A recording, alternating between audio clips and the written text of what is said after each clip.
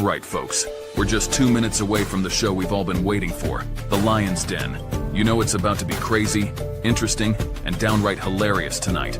If you've been here before, you already know why this is one of the few shows that keeps you glued to the screen the entire time. The host, fearless.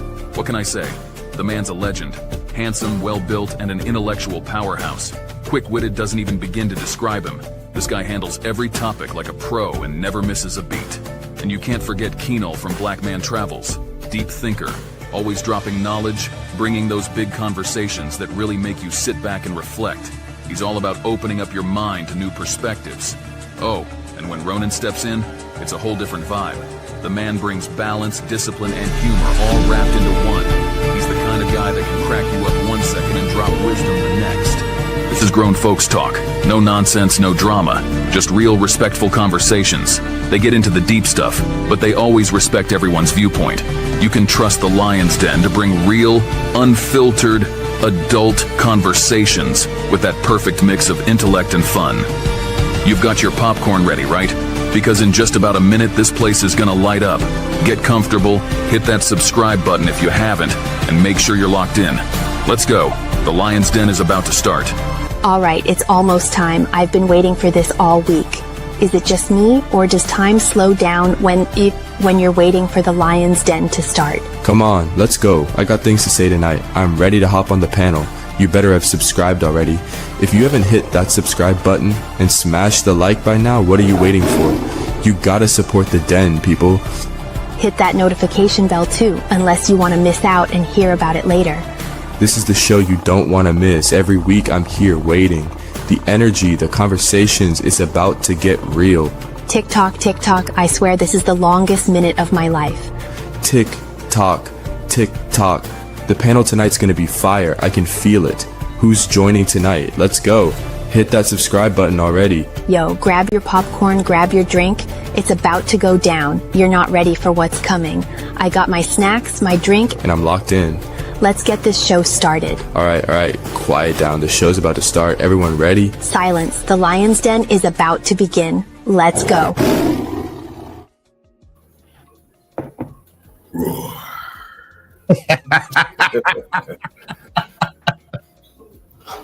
Oh man, we're all traveling, we're all dealing with our own lives, but I always am happy to see you brothers on live. I just took us out so everybody can see that we are no longer wearing our winter jackets. We have transformed and we are in our Bermuda shorts there, so we looking good. Just so y'all see how we we had to coordinate the outfit, you know what I'm saying? Coordinate. Oh man. So it's a long week, guys. As they say, we are traveling and there is a fiction out there. Fantasy versus facts. When you travel and go to overseas, there's a difference between a weekend warrior and what they don't show you. They always show you the glitz and the glamours. There's something bad and all that. Yeah, Mr. Fiddler, I'm in my the whole background's changed. I'm in my little Airbnb, and that's one of the things they don't show you. Wait until last thing to get for Airbnb is not good. But I think we should talk about that because I found a whole lot of fantasies and things that are just not facts when traveling outside of the country. And I'm dealing with some of them now. So I know, Ronan, you are in the Philippines, and Kanal has been traveling a lot. So how y'all want to start this off? Y'all want some vids? Y'all want some let's tell the stories? Or how you want to go? Because I got a lot of stuff. I'm pissed off I'm here.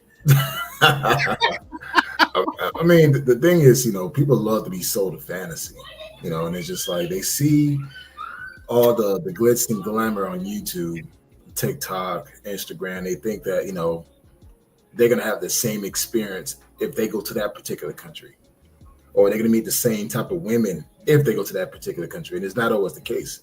So it's amazing how the fantasy is being shown that it's not actually real. But also, too, there's a lot of things that people try to convince you to experience this type of lifestyle when technically it doesn't apply to everybody. That's a fact. Everybody can't do this. And just little things. Look, I'm gonna start with my gripes, guys, because I am in the Dominican Republic right now. I'm in Santiago, and I mean, I always love the trip, but there's just certain things that irk me. now this order. Yeah, that's how I feel right now. Somebody that jumped in. Yeah, my bad. No, you're fine. All right. Some things are cheap. Some things are very inexpensive. Mm-hmm. You try to get something that you're used to in the United States, they're going to hit you over the head. Now, I usually don't do this, but I wanted some Oreos. And so how they always get me is mentally, I'm not thinking, you look at the number and you're like, oh, that's not too bad. That's... And then you start doing the conversion rate and you're like, oh, $3 for a cookie? Oh, it got me again. So anything that is a brand of the United States that you want, I was going to get some chips. I was getting something else. Anything like that, they beating you over the head. They hitting you with it. You're going to pay 3 times the amount. There's nothing on sale. Even when I was doing the conversion rate at like a McDonald's or something, I was like, wow. I was like, man, $10 for that Big Mac? Oh, so that's the fantasy, is that all kind of thing you think that it's going to be cheaper overseas. Yes, fruit, inexpensive. Anything that has America on it, they're going to tax you. You're going to get hit over the head. It's not going to be the same. Wait. Let's say this. Not only is it not cheaper, but then when they see who you are and you open your mouth and you're not fluent in that language, you're getting upcharged. Upcharge. Let's talk about upcharge. All right. This is one. Hold on. The black man, did you have something to say real quick before we go there? No. I just wanted to piggyback what Fearless just said in regards to anything that is American made or American influence. You're going to pay top dollars for. I see guys go to the liquor store in these countries. Oh, I'm looking for Hennessy. I'm looking for that Ciroc, that Crown. Like, you're paying twice the amount that you pay in the States for it, but they gotta have it because it's like a status symbol for them. Not realizing, like, listen, bro, you could get this country brand and it tastes better. You don't necessarily need to get the Ciroc of the world and the Hennessy whites, and you don't need to get that. Just stick to all the local stuff. But the thing is, these are the same people that this is their first time going to these countries. They want to go there, order these lobsters and steaks and all this champagne, not knowing that they charge you gringo prices. Keep in mind, wherever you go, there are 2 different prices. There's the local prices and there are the gringo prices. Majority of you guys are paying the gringo prices. And no, Melissa, I am not trying to escape the United States. I'm cool. I've learned that here's the thing. There's 2 things I learned. One, I understand Mexicans and I understand the Japanese. And what do I mean by that? The Mexicans, when they come over here and they be like, I'm not conforming. They be like, I ain't conforming. I'm not acclimating. And I understand. I cannot, as much as I've tried to put my mind to it, I'm complaining. And I'm not even a complainer. I can't acclimate. I just can't do it. I can't acclimate to a dude if it's 2 lanes. Why are you driving in the middle of the lane?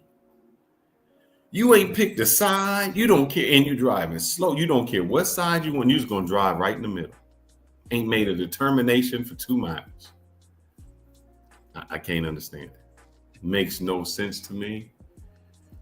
None at all. I can't understand how, even if it's 2, now let's go with this one. It's 2 lanes. How do you fit 4 vehicles on a 2-lane street? Oh, they driving on the side of the road at this point, and they already crossed over, driving against traffic to pass you. They doing both.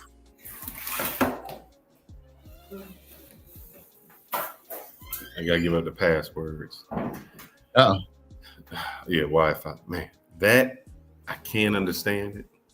I don't, and it's almost, and it's just rules here that would make no sense.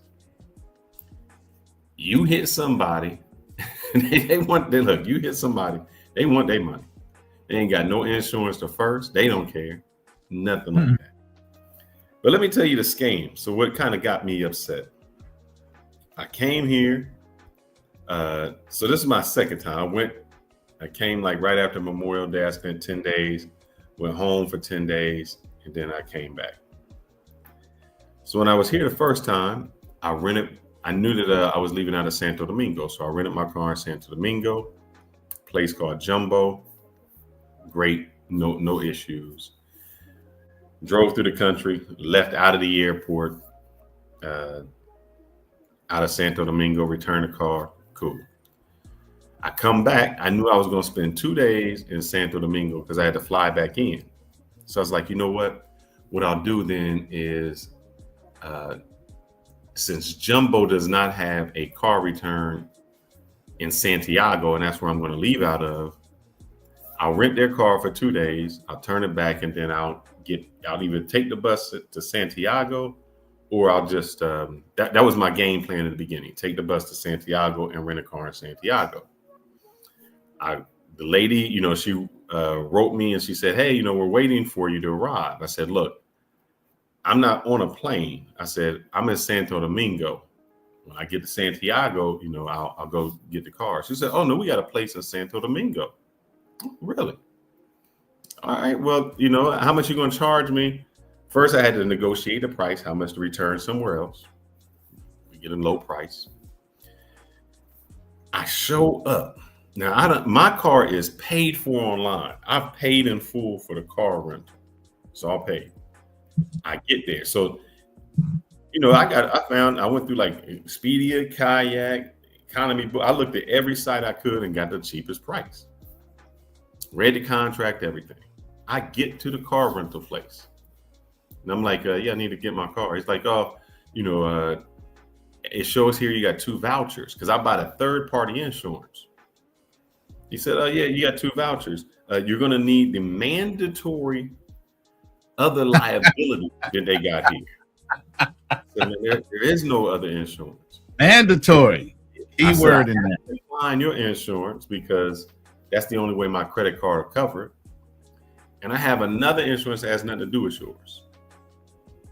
So then he's like, well, you got to get it, and so we going back and forth. I'm like, no, you don't, man. I just left the rent-a-car place. I know. Here go my other contract. It is not mandatory. You do not have to get that. Yes, you do. And I guess an additional $200. So basically, the insurance was going to cost me more than what the car was going to cost me. I said, man, that's not how it is, man. I said, I've been coming here for 30 years. You trying to scam me? Oh, that's how it is. I get on the phone. So before that, I said, so, all right, let's break this down. So if I take your insurance, I said, so what if I don't take it? Then what? Dude told me I'd have to put a $30,000 deposit from my credit card. Not pesos, not 30,000. Wait, 30,000 pesos? No. $30,000. It just so happened I had my American Express, which got $50,000. I said, oh, okay. You know what? Cool. Here go my card. You can put $30,000 down. He switched again. Well, if I put that, I still got to charge you this insurance. I said, bruh, we went over that. The reason you said that you had to give me the insurance because if something happens to your car, how you going to get paid? I'm letting you put $30,000 hold on my card. You're going to get paid. Oh, I still got to put this insurance on there no matter what. And this, I said, oh, that's the scam. See, they get a commission from it and it's a scam. I called the rental car place, the place like, Expedia, but it was called Economy Booking. I get that guy on the phone. The guy's like, sir, I'm looking at the contract now. There's nothing additional this gentleman needs to pay. He's paid in full. He's ready to go. He's like, well, you didn't read the section. No, he just created a section. No section. The asterisk, you didn't read that. He says, sir, there is nothing here. I'm looking at, there's nothing here, man.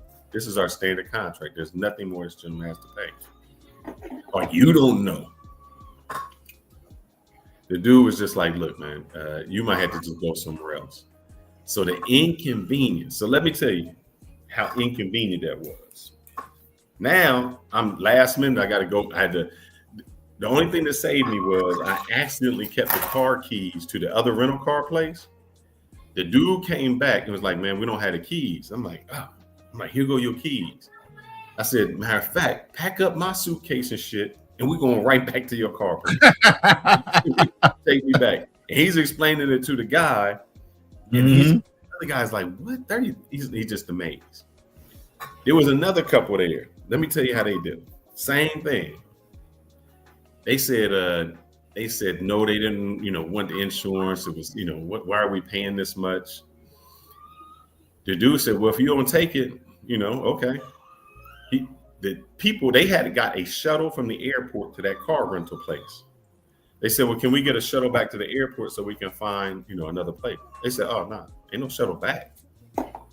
Matter of fact, you got to step off our property. You can't be in the lot. I said, damn, man.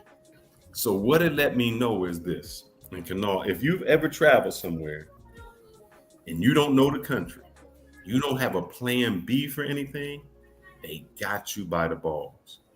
Because you're there, you're thinking, I got my car, I got this, I'm ready to go.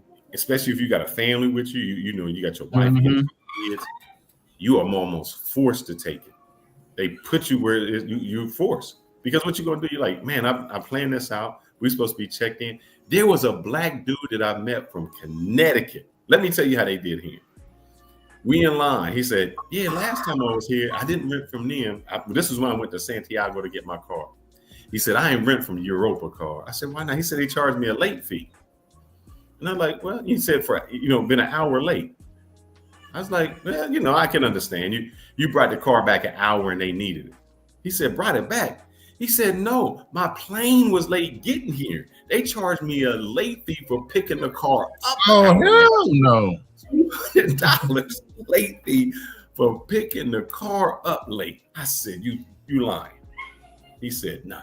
He said, they charged me $200 because my plane was delayed and I got here. And they said, since I wasn't here on time, it's a whole nother, something crazy like that. He said, I've already paid. I can get here whenever the hell I want. I don't have to, if it say 3 o'clock, I already paid you. If I get here at 4 or 5, if I get here late, as long as I get here by this day, I'm good. I said, man, they see us coming. So the sad thing is, man, and I know we're getting back to this, the fact and fantasy of what you do. You have no recourse when you in these countries. They got you by the balls. You had, when you in the United States, it's like, man, I'm calling customer service. I'm calling, I'm coming up the chain. It's like really no recourse. You can call the booking place, but the people lie so much, like, oh, they showed up late, they slowed up this. So I made sure I whipped out my phone. What did you say, sir? Oh, wait, don't say it yet. Okay, now repeat it. I just need you to repeat it. And I'm recording so that whatever happens, you can't say I showed up late, that I didn't have a deposit, whatever you're saying, I need to record this. So when I contact my credit card company to dispute these charges, I have all the facts and we don't have this back and forth. So that's the thing, man. You go to another country and they see you as a tourist, they got you. They got you. At any time, they got you. And that's why those guys that get with those girls, and them girls know. The girls that those guys pay for, and it's like, oh, you don't want to, what? Did I say I said 100? Sir, you didn't understand my Spanish. I said 200. And you start fighting, all of a sudden they're like, all right, I know this is not your place. I'll start smashing stuff up. I'm gonna start doing something. I'm gonna get my money somehow. It becomes that. And we don't know it because in our mind as an American, there's just a way. Like if and don't go no place you think, like, all right, go to a restaurant. I tried that. Go to a restaurant, your food don't get there on time, don't get there nothing. Discount. He might charge you extra. Like your food don't, here you like, man, I think for like an hour, where's my food at? Sir, I ordered. Oh no, you still gonna get it. You ordered it. We cooking it. You still gonna pay for it, even if it don't get here for another hour. He's like, man. So these are the hangups, and people don't understand when you're in these other countries. The wife just, and I'm sorry I'm ranting, fellas, because I got a lot of rant. They done pissed me off. He said it's built up over the last few weeks. This is my tip. This is my tip for everybody. If you plan to rent a car, use your American Express card. Whenever I'm renting a car, I always use my American Express card. I have like 6 American Express cards. Also, try to find an American company. I know you're trying to save $1, trying to go with the local company. Sometimes it's just better to, if they have an Alamo or Enterprise or Hertz, use it. But how about Ace and who was the I stay away from Ace. I thought that was American. No. I stay away from Ace. Ace. Oh, brother, don't you stay far away. Yeah. I mean, no. Ace is a Miami company. I experienced them about 12 years ago. Never again. I experienced it when I went back home to Miami to see my mother, and they charged me out of yin yang. And I said, you know what, motherfucker, I will never rent a car from you again. So again, now I don't care. I stick to my Enterprise, my Alamo, my budget, my Hertz. Hertz is my preferred number 1 rental car. I would say that.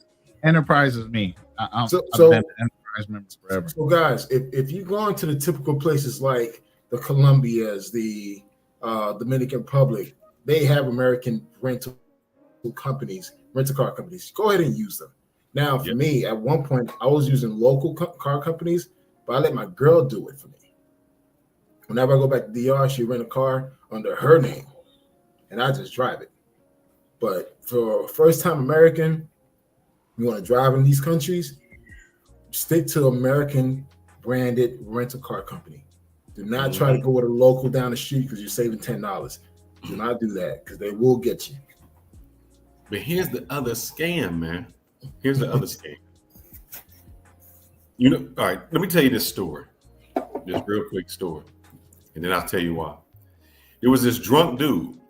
You know, he came in, he was at his girl's house. He had this big burn mark on his face. And the guy's like, man, you got drunk. What happened? He said, man, I was drunk. I heard the phone ring. I picked up the iron and put it to my face, thinking it was the phone. Man's like, damn. He's like, that explained the right side of your face. But what happened up to the left side? He said, that fool called me back. Meaning he picked up the iron and done it to the second side. I say that to say this. I didn't learn my lesson the first time. Because I went back online, and this is how they scam you. This is how they scam you, Kanal. You think you're renting from somebody else, but you're not. They'll have 3 companies, Ace, Integrity, GoCar, ZGO. They all in the same place with the same agent. So you think, oh, I left Ace. I'm not going with them. This one says go to ZGO or whomever. Then you show up and you're like, damn, I just left you. It's like the Jamaican dude who be having like, you know, he just put on a different hat. Like, oh, I work for Ace now. Now I'm with Hurt. And it's the same dude. So they just kill you with it, man. And it's crazy because you don't have any repercussions. The other story was, you know, the wife had to go was getting a birth certificate for the daughter. A local birth certificate here, you know, you can get one to make her a dual citizen. Well, she gets to the place and, you know, they close at 4. So she's there at like 3:10 and they're like, yeah, what can we help you with? She's like, I need this. She's like, maybe you can just come back tomorrow, you know. It's like, oh, ain't feel like working? Bruh. She said, I used to work for the government. She said, I know at 3:00 y'all trying to shut things down. She said, but your website say as long as you're here by 3:20, you can get stuff processed. Let's see what we can do. She's like, and so here's the thing that she said that I taught her that she liked. She's like, I don't take no. I don't do this no. I guess they call him director. I need to speak to the director. And he's like, yeah, what seems to be the case? She's like, I know y'all don't like to work. I used to work for the government too. She said, but this what it say on your website, and I'm not coming back. I'm coming from another city. I need this done now. And they got it done. But she said, how many other people came in there? And when I say walk back out, no one can tell you how the traffic is, man. It's somewhere you are back to back to back. You're looking at people walking by you 3 times. They don't walk to the store. You see them come back with their bags. And then when get somebody else and you still in the same spot. That's how bad traffic is. You like, I can't do this. So I can understand the people who live there that are just so passive, man. They're just, well, they said I got to come back tomorrow, so I just come back tomorrow. And that's what they don't like about Americans. This our arrogance in countries sometimes is negative, but sometimes it's no. We want what we want. I paid for this, and this is what I expect. And if I'm not getting what I expect, then I don't want to deal with you. That arrogance I like about us. In other countries, they don't roll like that. That's offensive. Yeah, they don't have no pushback. There's no pushback on a no. Okay, no. We're not doing that. You know. And y'all think y'all gonna go to these other countries and like y'all want something simple, right? She had to get something from the bank. It was 27 people standing in the bank line, man. I don't know how you even can go to a bank and stand with 27 people to get something signed. That's the craziest stuff. So even the cell phone place, you're not like, oh, I got to do my cell phone. It's a wait. It's no like, oh, I just went in. You might have 10 people ahead of you. So when you come to these countries and you think I'm going to get something done fast, it ain't happening. You will learn patience. You will have the patience of Job. You know, I have a song that plays in my head, the old Caribbean song. I think it's Bobby somebody. Don't worry, be happy. Yeah. That's playing in my head all the time here. All the time. It's just, don't worry, be happy. Just let it go, because it is that way. And then in the Philippines here, for some reason, an ATM machine isn't just a simple ATM machine.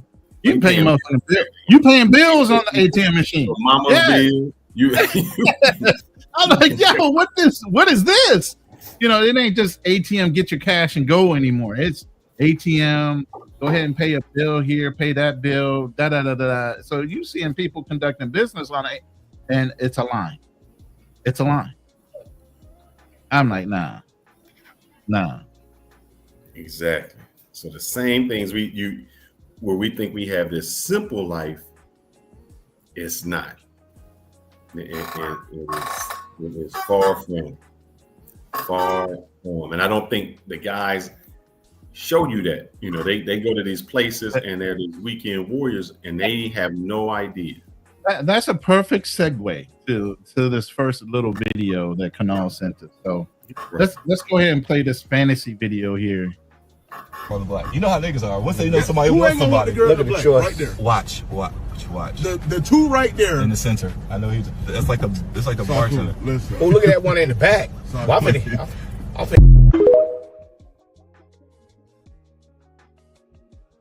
that happened everywhere. Y'all see that happening everywhere? It's everywhere, look like, right? It's funny. I made a comment to that video and they called me a hater. What did you say to the video? So they all pros. Yeah. That's all it is. I mean, again, tell the truth what's going on. It's like, hey, don't paint this picture like, hey, just show up to this country. They're going to fall all over you. They're going to love you because you're American. Bullshit. Like, let's just keep it real, man. I mean, maybe at one point back in 2010, 2015, but after the pandemic, everyone knows why you're traveling for. It is what it is. And plus with social media, YouTube, and other sites, man, people know. So it's like you painting this picture, like, yeah, you could go there and find this beautiful woman that's gonna worship you, whatever. And that's the same story that's being promoted now in 2025. It's bullshit. So just like all the girls lined up, they line up to get picked, and you're gonna pay about $200 to $300. Yep. Them days of paying $40 are over. Oh, yep. 2 or 3, yeah, 200 or 300. You're paying $200 to $300. Let's just keep it a buck here. You ain't paying no goddamn $30. No. Sorry. you're paying 200, 250. Shit, I mean, I heard in Sasua for the mud ducks out there, you paying at least 150. Yeah, he said mud ducks. Oh yeah. and now what they doing is this. Two things. You think that you getting a girl. She worked for a company. And her thing is, this is one avenue that they meeting people. And then you think it's that girl. That's just the head person. You might go to meet that girl, and it's not even that girl. She's just the one that's available at that time. Mm-hmm. That's how they rolling. So you're like, oh yeah, and this girl look fine. Look how beautiful she is. She's just a picture that they took from whomever. It don't even matter if she's in the country or not. She's even real, yeah. And she's just the front liner. You might get there, and the thing is, it's just the same way. Guys like, damn, I'm already here now. I know she's a 5, but I'm here. And that's how it is. And it's to get you in and get you out. Ain't no that girlfriend experience no more. It's you have to go. And that's why, man, I'm glad I experienced what I experienced during the early part of the travel movement. Now it's like, hey, I've done everything that I wanted to do. And now watching the younger guys do it, they're paying 10 times, 30 times what I paid, what I experienced. And they're blowing up the spot, man. Unless you're going to new destinations, you're going to the same places that everyone is promoting. The Sasuas, the Cartagenas, the El Poblados, the Copacabanas. Man, you're going to get played. And trust me, they can smell the duck from a mile away. Mm-hmm. They don't even have to smell. They can just look at you. They already know. I want to give a shout out, man. And then what you don't know, I know this is crazy, fact or fiction. Guys, what you don't know or what you do online or whoever you talk to, be careful. And the reason I say be careful is this. Let me see if I can find my man. Give me a second, guys. I apologize. Fraser, F-R-I, Fraser TV Live. See if I can get Fraser on here. So I want to give a shout out to him a little bit. Fraser TV Live. So this Fraser TV Live. So the reason I say that is this. As y'all know, I'm in another country. I go to Fridays in Acropolis, which is in Santo Domingo. Oh, I've been there. Yeah, get me a little Long Island, you know. Oh yeah, Long Island, the ultimate Long Island. They make it strong. Yeah, Next thing I know, man, some dude just walk up to me and is like, "You fearless?" First, the English hits you because you're not used to somebody speaking English. I'm like, fearless? What the hell? I ain't in the United States. He's like, oh shit.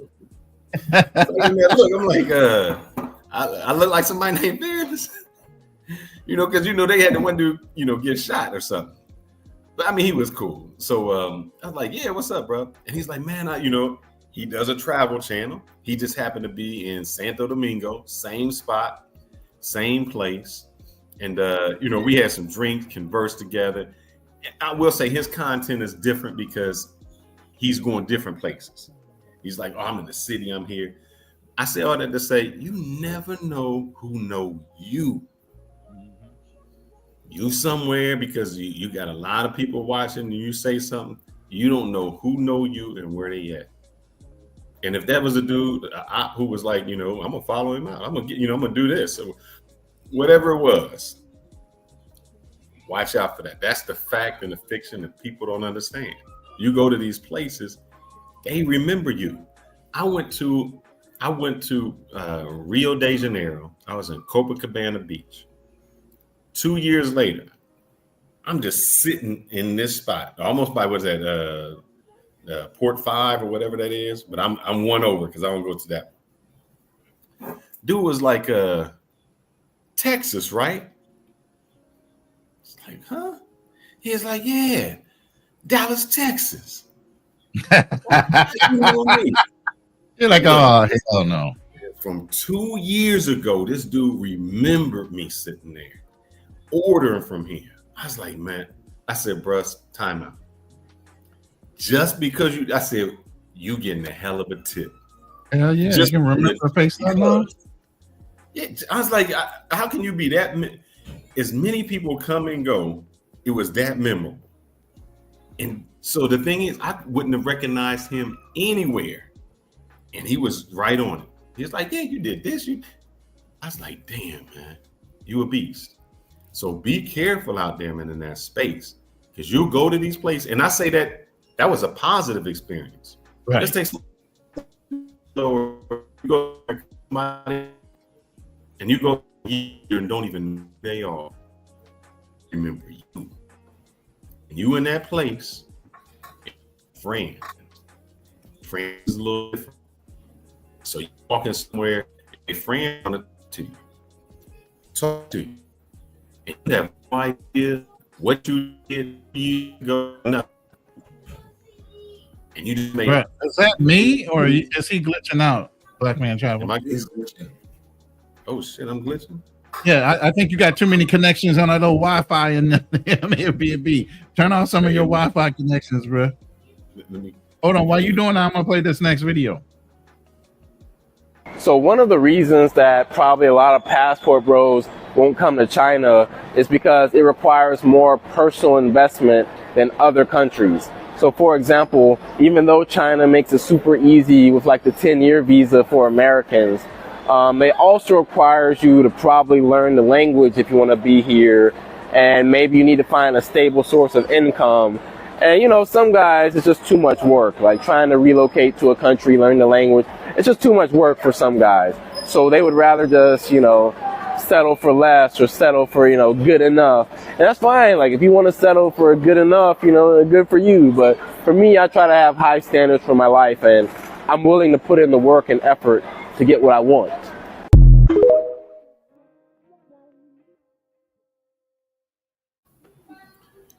All right, brother. Another fact y'all don't know is I got 1 gigabyte at home.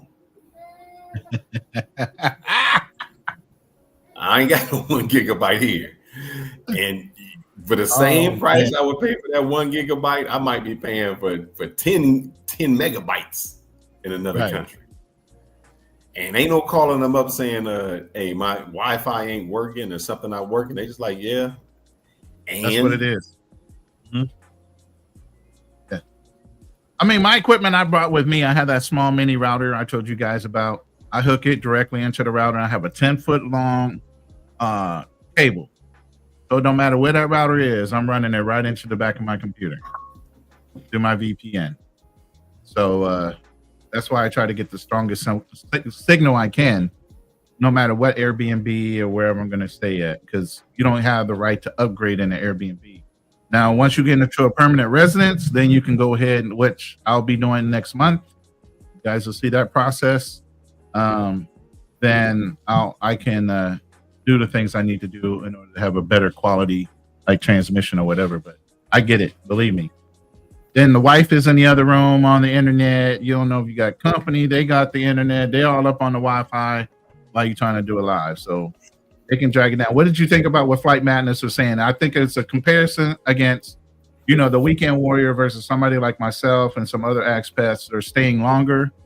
The mentality of visas and what out of desperation you'll do for Chica or whatever, versus somebody that has the time to invest and can take longer to pick a quality woman in that country. You know what? I think it's more of a microwave mindset. A lot of people who travel, they tend to have the quick wins. So they're going to go to the easy places. The easy places like the Sasuas, like the Cartagena, like the Copacabanas. So, yeah, if you're not willing to put in the time and effort and work to really research and where you're going and where you're staying and what type of experience you're going to have, you're not going to have the same experience. So places like China, you got to put in work. Places like, you know, in the Philippines, you got to put in work. Thailand, you got to put in work. Once you decided to leave the common areas, But most guys, let's keep it a bug, particularly black men, they're not going to go that far. They're going to stick to what they know, which is the Sasuas. Or stick to what you know because it's not your girl for right now. She's just your girl for right now. So they're like, yo, won't you hook me up with those chica that you had with? It's no different than the guys. There's no different than the guys that want to like backdoor you. Like, you know, they see you with a chick, then they're going to hit you up at DM, yo, can I get her number? Can I talk to her? It's like, nigga, like, why won't you just get your own?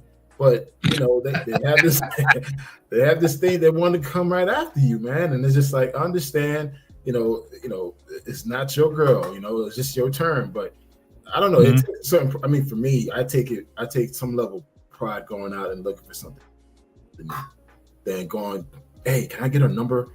Will she talk to me? I'm like, bro, I don't know. I'm like, that's somebody at least being good.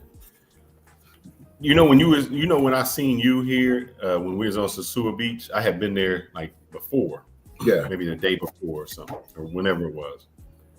I seen a guy.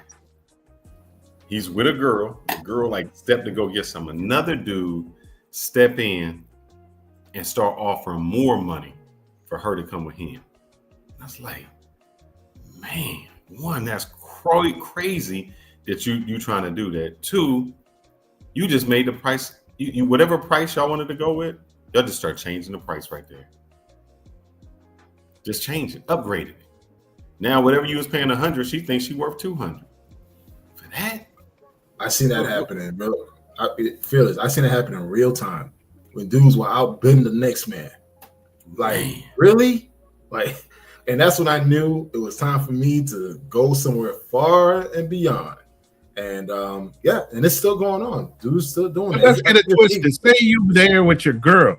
Say like Fearless, you on the beach, just in a popular tourist area. You walk away from your girl, all of a sudden some dude walk up to your chick, acting like she one of them. No, how much is getting somebody said something like that? They that's crazy. How did they say it? It was like subtly, you know, like I was in Brazil and a dude said something like that. Like, oh, you like why are you hanging around with her every day? Like, damn, I'm married to her. You know, I get it, you know? But they have that perception if you're somewhere and you're black, that's all you can do. That you can only buy it. Right. Facts. Yeah, he's right about learning a language, man. Especially, it may be different in China, but here, I think guys just think if they put an O at the end of the word, that they just spoke Spanish. You know, money O, can O, I have O, some money O. You're like, bro, what you just said? What do you mean? And they'll say it all the time. And you think, man, you just didn't attempt to learn anything, nothing.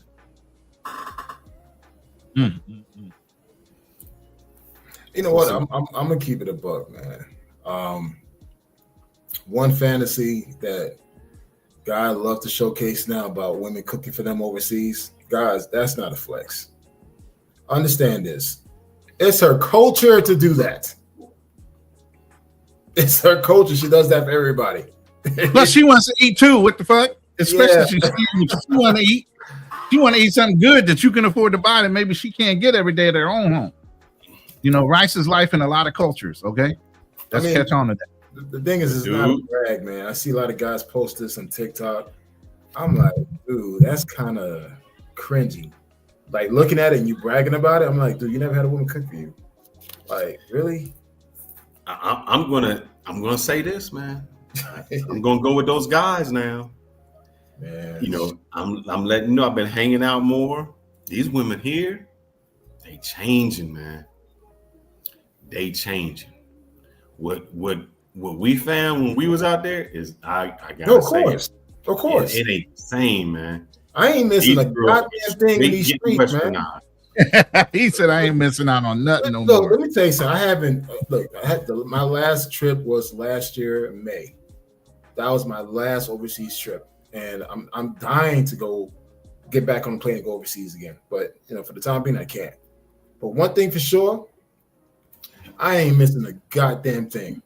I've done everything I wanted to do. And it's just like when I do get back to traveling again, it's the new destination. I don't want to go to the same places. I want to go to new destinations that where no one ever been. So yeah, this whole thing that guys, we're gonna go over there and find me a feminine, fit and friendly. You're not gonna find that shit overseas. You pay for it, but times have changed, man. I need this, brother. They different now. They different. Look, and I showed you guys because I shared with you because we're in our own WhatsApp group. I went to a place brothers never heard of. See, fellas, look, he cutting it. He can't cut this.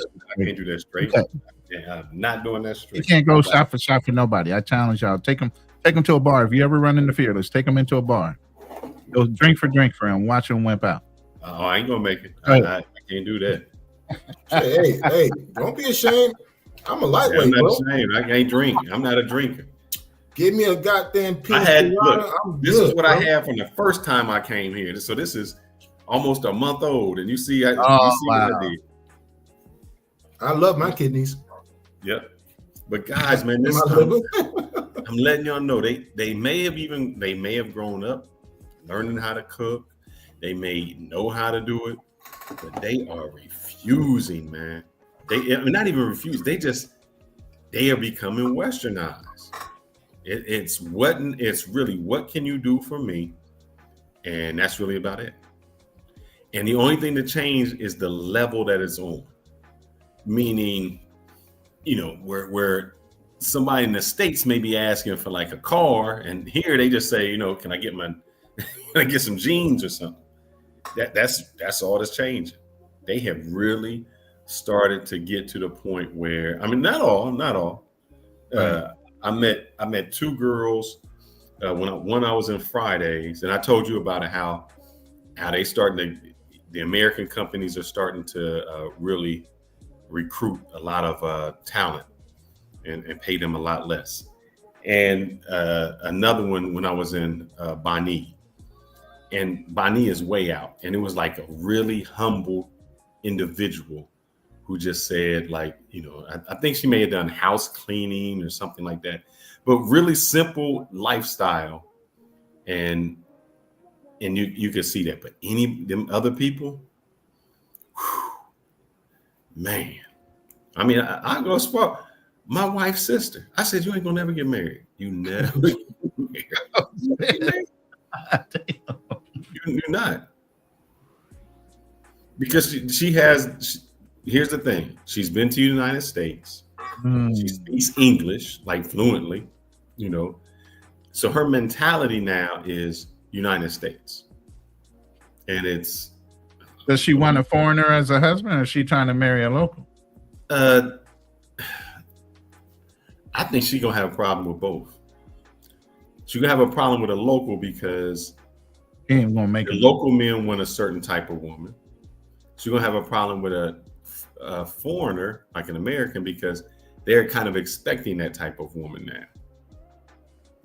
And that's just how it is. I was like, look, she not getting married. She not. And let me read this comment real quick with D Ward, because we need to touch on that just a bit.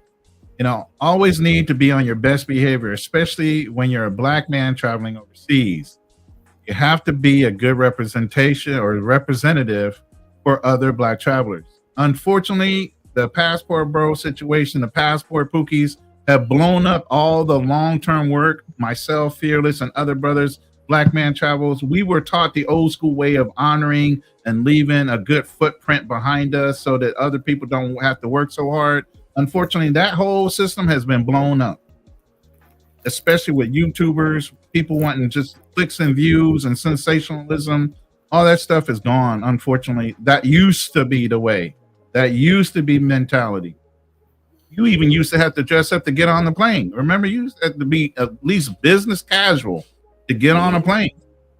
Now you can wear whatever you want. Even the chicks are wearing bonnets on airplanes for flights. So unfortunately, it's changed a lot. That should be the way it is, but unfortunately, it's not.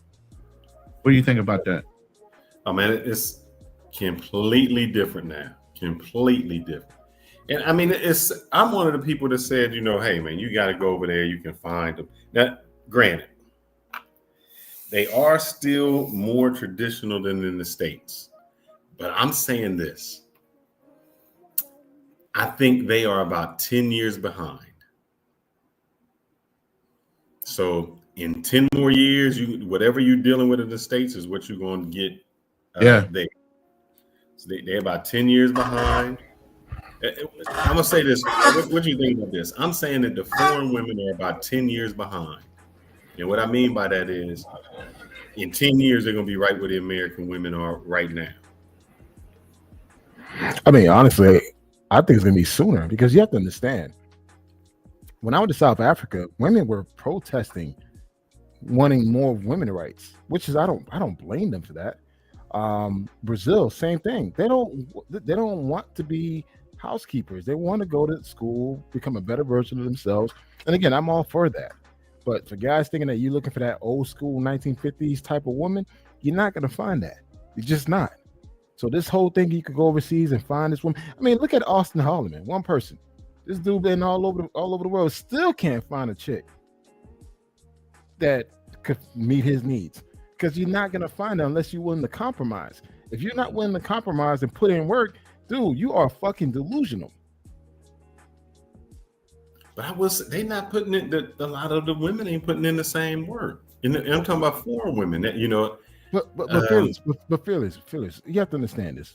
I met your beautiful wife, you know, and do you mind if I share a story about your wife? Yeah, go ahead. As long as it ain't, you know, a bad story. Be running around naked. No, I mean, honestly, look, went to Cuba, you know, Fearless brought his beautiful wife, and, you know, she was comfortable being around a bunch of guys.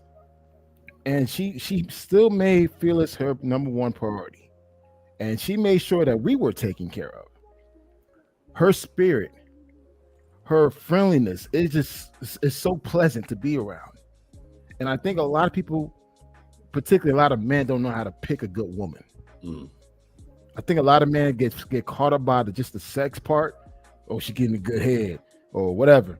But they never look at what type of person this woman is behind closed door. How the way she treats the staff, the waitress, the waiter, the cleaner. These are things that I look at. And throughout the entire time in Cuba, your wife made sure that we were all good. Canal, you okay? You know, Trini, are you okay? It's just like she made sure that we were taken care of. And the thing is, that's hard to find. And I think a lot of guys, when they go overseas, they get caught up by the beauty and the sex. That's it. And guess what? They don't even know the type of attitude, what type of bullshit that they about to go through. Most of the guys that I know who have married to foreign women, they are now divorced. And they were divorced within 2 years because they married them for the wrong reason. She probably had her own motive, but for the guy, it was strictly for the looks, for the beauty. But if you're not willing to take the time to understand the woman that you're marrying, and she's willing to fall in line for you because she loves you, not out of fear, but out of love. And I think a lot of guys, they go overseas, they don't find that type of woman. They just don't. Hey, look, I was one of those guys, man. When I had been to DR before, but I was like in Punta Cana and some other places. And I remember my old man was like, nah, you got to go to Santo Domingo. I was like, what's in there? We landed off the plane. This girl worked in the duty-free shop. It was like the first girl I seen. I was like, God damn. Fine. Beautiful. I talked to her, and I was one of those dudes because all I could see was how cute she was. I didn't know she lived in this place called Los Minos. Los Minos is the hood. I didn't know Spanish, so I didn't understand the Spanish she was talking was like ghetto, you know. I don't know. I don't know the difference between good Spanish, proper Spanish, and bad Spanish. She talking hood. I thought that everybody lived the way she lived, you know, like that's just normal. When you come in from the airport, you just see on the right and left, like some some shanky houses, and I just thought, oh, that's just DR. Never knew. And so I would have fallen into that trap of just going one place, thinking this girl is cute. And if I would have brought her around other Latina people, they would have looked at me like, what the hell is wrong with you? And those guys don't know it. It's just like if you're in the United States, I can see a pretty black, let's just say a black girl, because that's who I would know. I can see a pretty black girl and be like, oh, dang. As soon as she opened her mouth and she got this, like, oh, she hood. Or I could see a white girl and she start talking straight black, but somebody else coming from another place who don't speak English couldn't understand. And so you guys get trapped in the wrong thing, man. And I was just like, what the hell is this? I was in the Matrix before there was a Matrix. And the sad thing, guys, and before you say something, Roland, every country has its own Matrix. Yes. So this whole thing about, hey, I'm escaping the Matrix, bullshit. You jump from one Matrix to another Matrix. If yes, long enough, it's the same bullshit. Yes, absolutely. You're jumping from one server to another. That's all you're doing. It's just a different set of rules, no matter where you live at. Yep. So let me read these 2 super chats Darnell put out. Appreciate you, brother, for the continued support of the show and the channel. Darnell Elliott, $5 super chat first at Black Man Travels. I was one of those dumb ass men. Happy my ex-fiance would cook for me like that was a flex. Man, speak facts. You 100%. That's, like I said, that's something they do anyway. It's the way they were raised. And they're going to flex on your pocket because they're going to cook what they like. You're going to pay for it. So why not? Second $5 super chat is, donation for residency fund at Fearless. You can correct feminism is spreading in Latin America. So he's saying you are correct. Feminism is spreading not only in Latin America, but Southeast Asia as well. Any place there's an internet connection and a cell phone, it's spreading. Okay. Southeast Asia is the king of playing games. If you guys don't know, a lot of Navy sailors and Marines have been over here since World War II. Okay. All these ports are corrupted. All these women have been taught and sold on how to talk that shit in order to get that money out of men. It's been passed down for generations at this point. Dice, he says, I put that super chat. When are you, brother, going to start doing consultations? Brother, I think we all are doing consultations. I got a whole big pamphlet of my IT consultations that I do. I got the travel consultations of all the places that I go. I just did one. I know I did one for, I think you know what?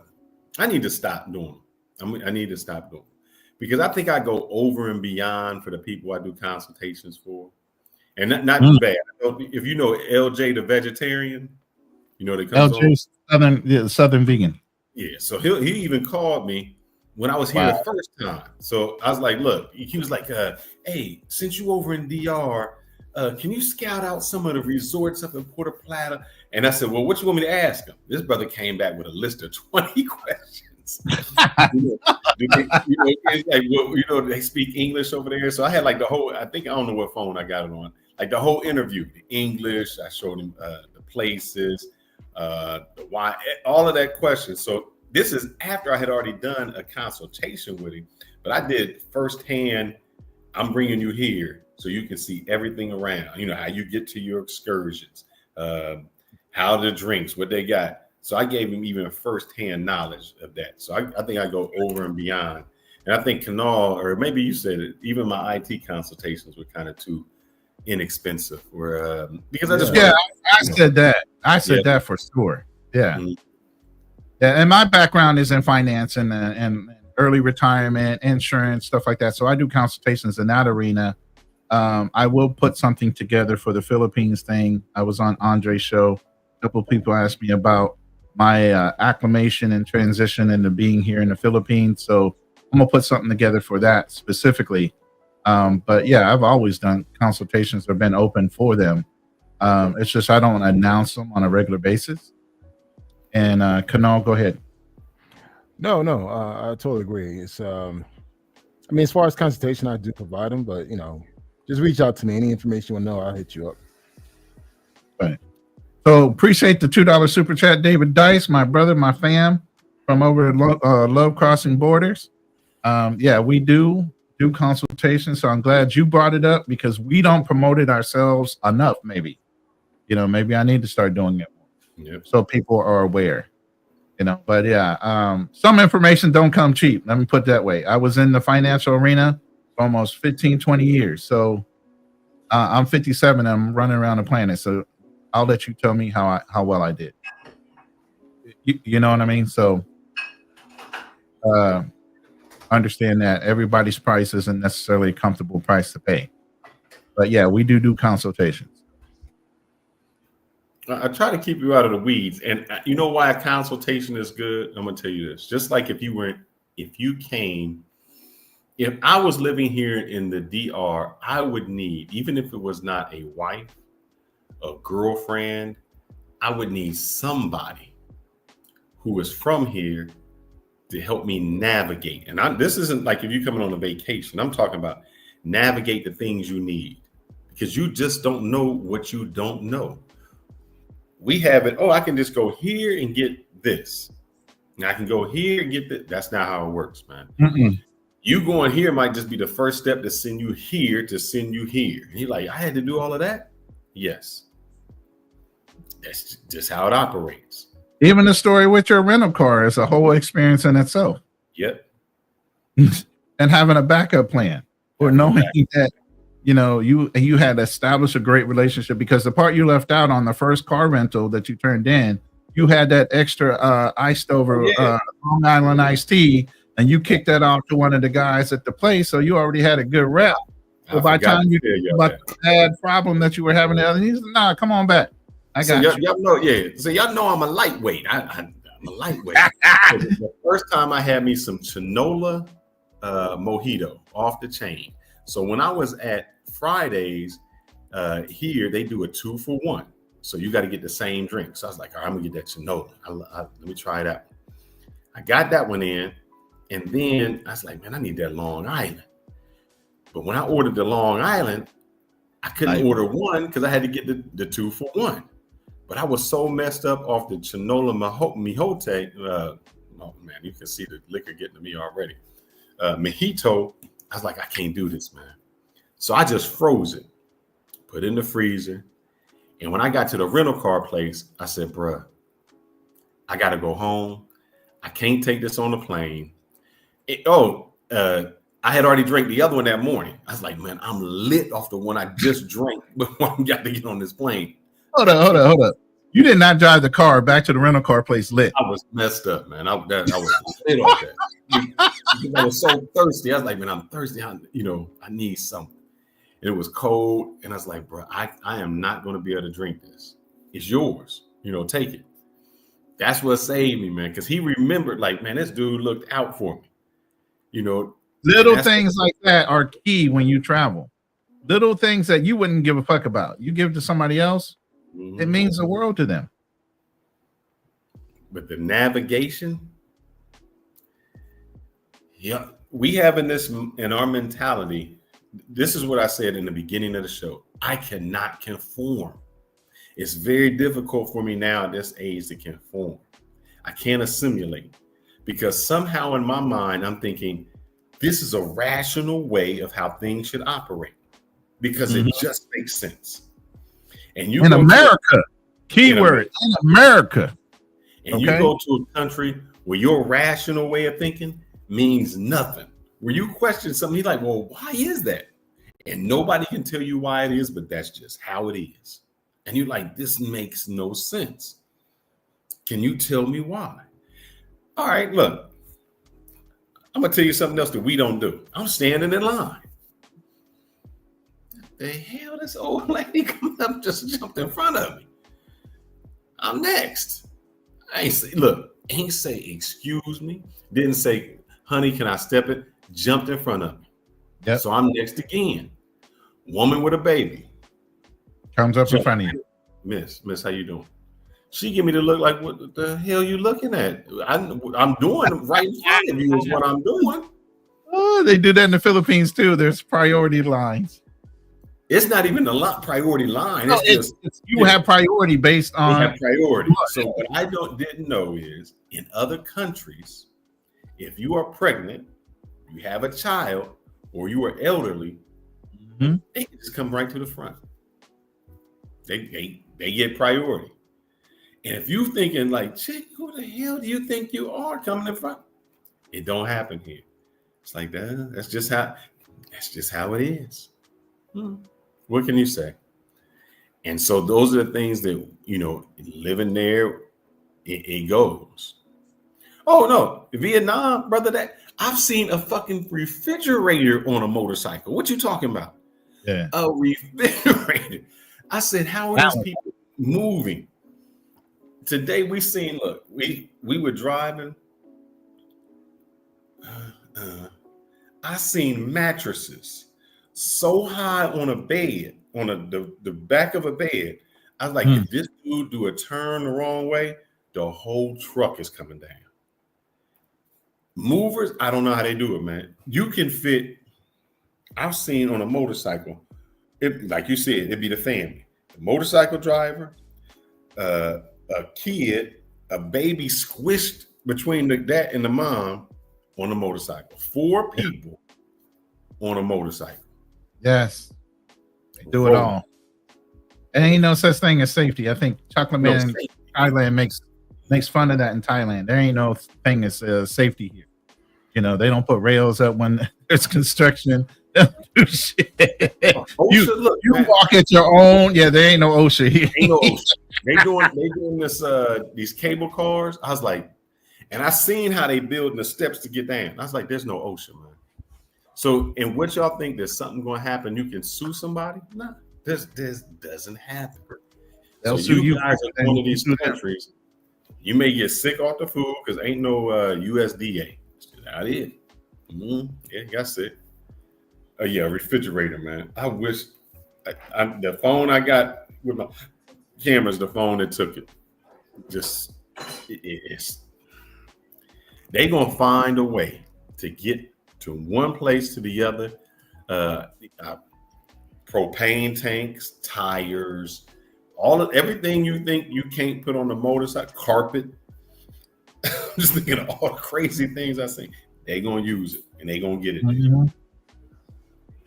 All right, let's play our next video real quick. It's a white boy. I don't know the background on this one. Black Man Travels picked this one out, so I'm gonna let him shout out on what was the principle on this one. Here we go. This is the truth about passport bros. As a coach, I've been helping thousands of guys over the years learn the exact skills to be able to meet and attract women in the West. And yes, it definitely works. So I think that these passport bros are just looking for some excuse and wanting to play victim so that they can, I don't know, go off and try something that seems easier, when in fact, it seems a little ridiculous that you would travel all the way across the seas to a new country to then attract some woman and bring her back to the United States. Or maybe you just stay there and you don't live in the US anymore. Okay, fine for you, but there's an easier way to attract women than having to come up with some crazy, brilliant plan to leave the United States, which, let's be honest, is not practical for most men. Yeah, I mean, my reason behind that is just like this whole notion about the dating coach situation where people are making money in this space, telling guys they need a dating coach to go overseas to meet people.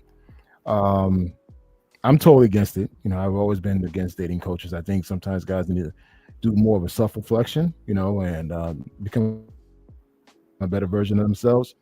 But it's just the fact that, the shaming tactics that a lot of people use that don't understand why men are traveling, they try to use that way, to shame them. And I'm totally against it. Okay. Now, I will say this. Pound for pound, the women are beautiful overseas. They more beautiful. God, I got to give it to them. They fine. The pound for pound, it's just what it is. And they're more humble about it too. I have to say that to go along with what that statement was. But if you a loser, if you a loser in New York, you're gonna be a loser here.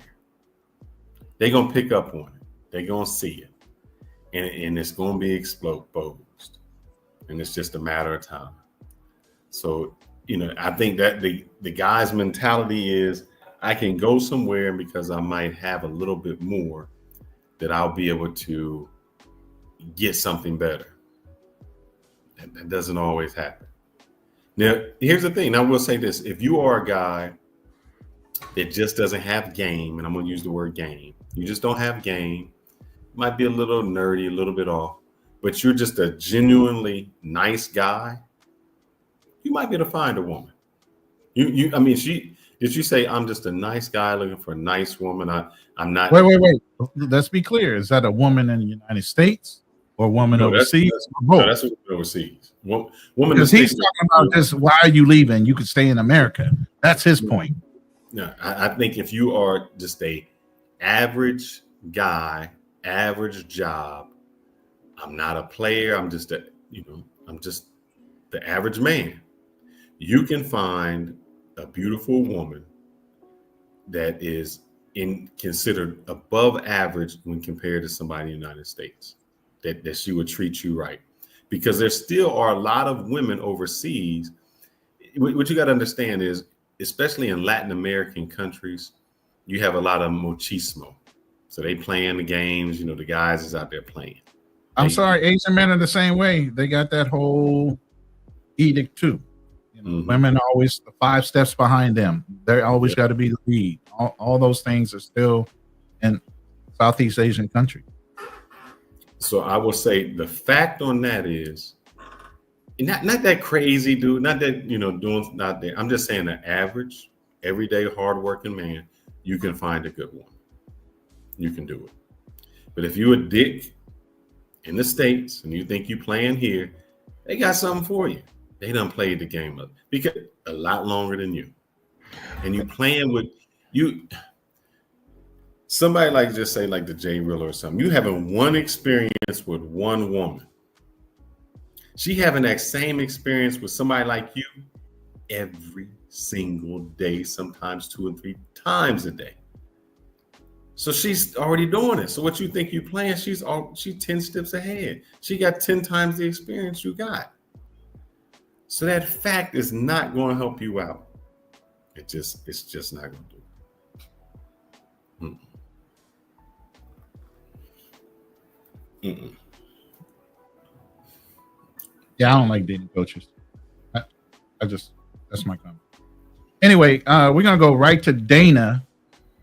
Sometimes calls it down the middle. I like her commentary a lot of times, but sometimes she seems like you need to just go interview somebody before you start opening your mouth to say anything. But hey, she's a big end TikToker, so we're gonna go ahead and listen to what she's got to say. Hear me now, believe me later. If you're dealing with a man who be going to Colombia, DR, on these little boy trips, Brazil, Thailand, you better not touch that thing until he go to the doctor. I'm telling you. When they go over there, they are paying for prostitutes, right? And you got to think, they not going over there buying no flight and then going to get no prostitute just to use a condom. They not. It's just like when they cheat on y'all. Like, when they cheat on you, you think they leaving raw sex to go have condom sex? No, they're not. I don't care what they telling you. They're not doing that. It wouldn't even make sense. So they could have raw sex with you, and instead they choosing to go have condom sex with some rando who they risking their whole relationship for. No, they're not. They're not using no protection. They're not. And a lot of y'all out here who in this dating scene, I done told you before, you better get on prep. Because this HIV is running rampant. These are y'all problems, not mine, because I don't date. And ain't nobody touching me, right? But I do want y'all to stay safe out there.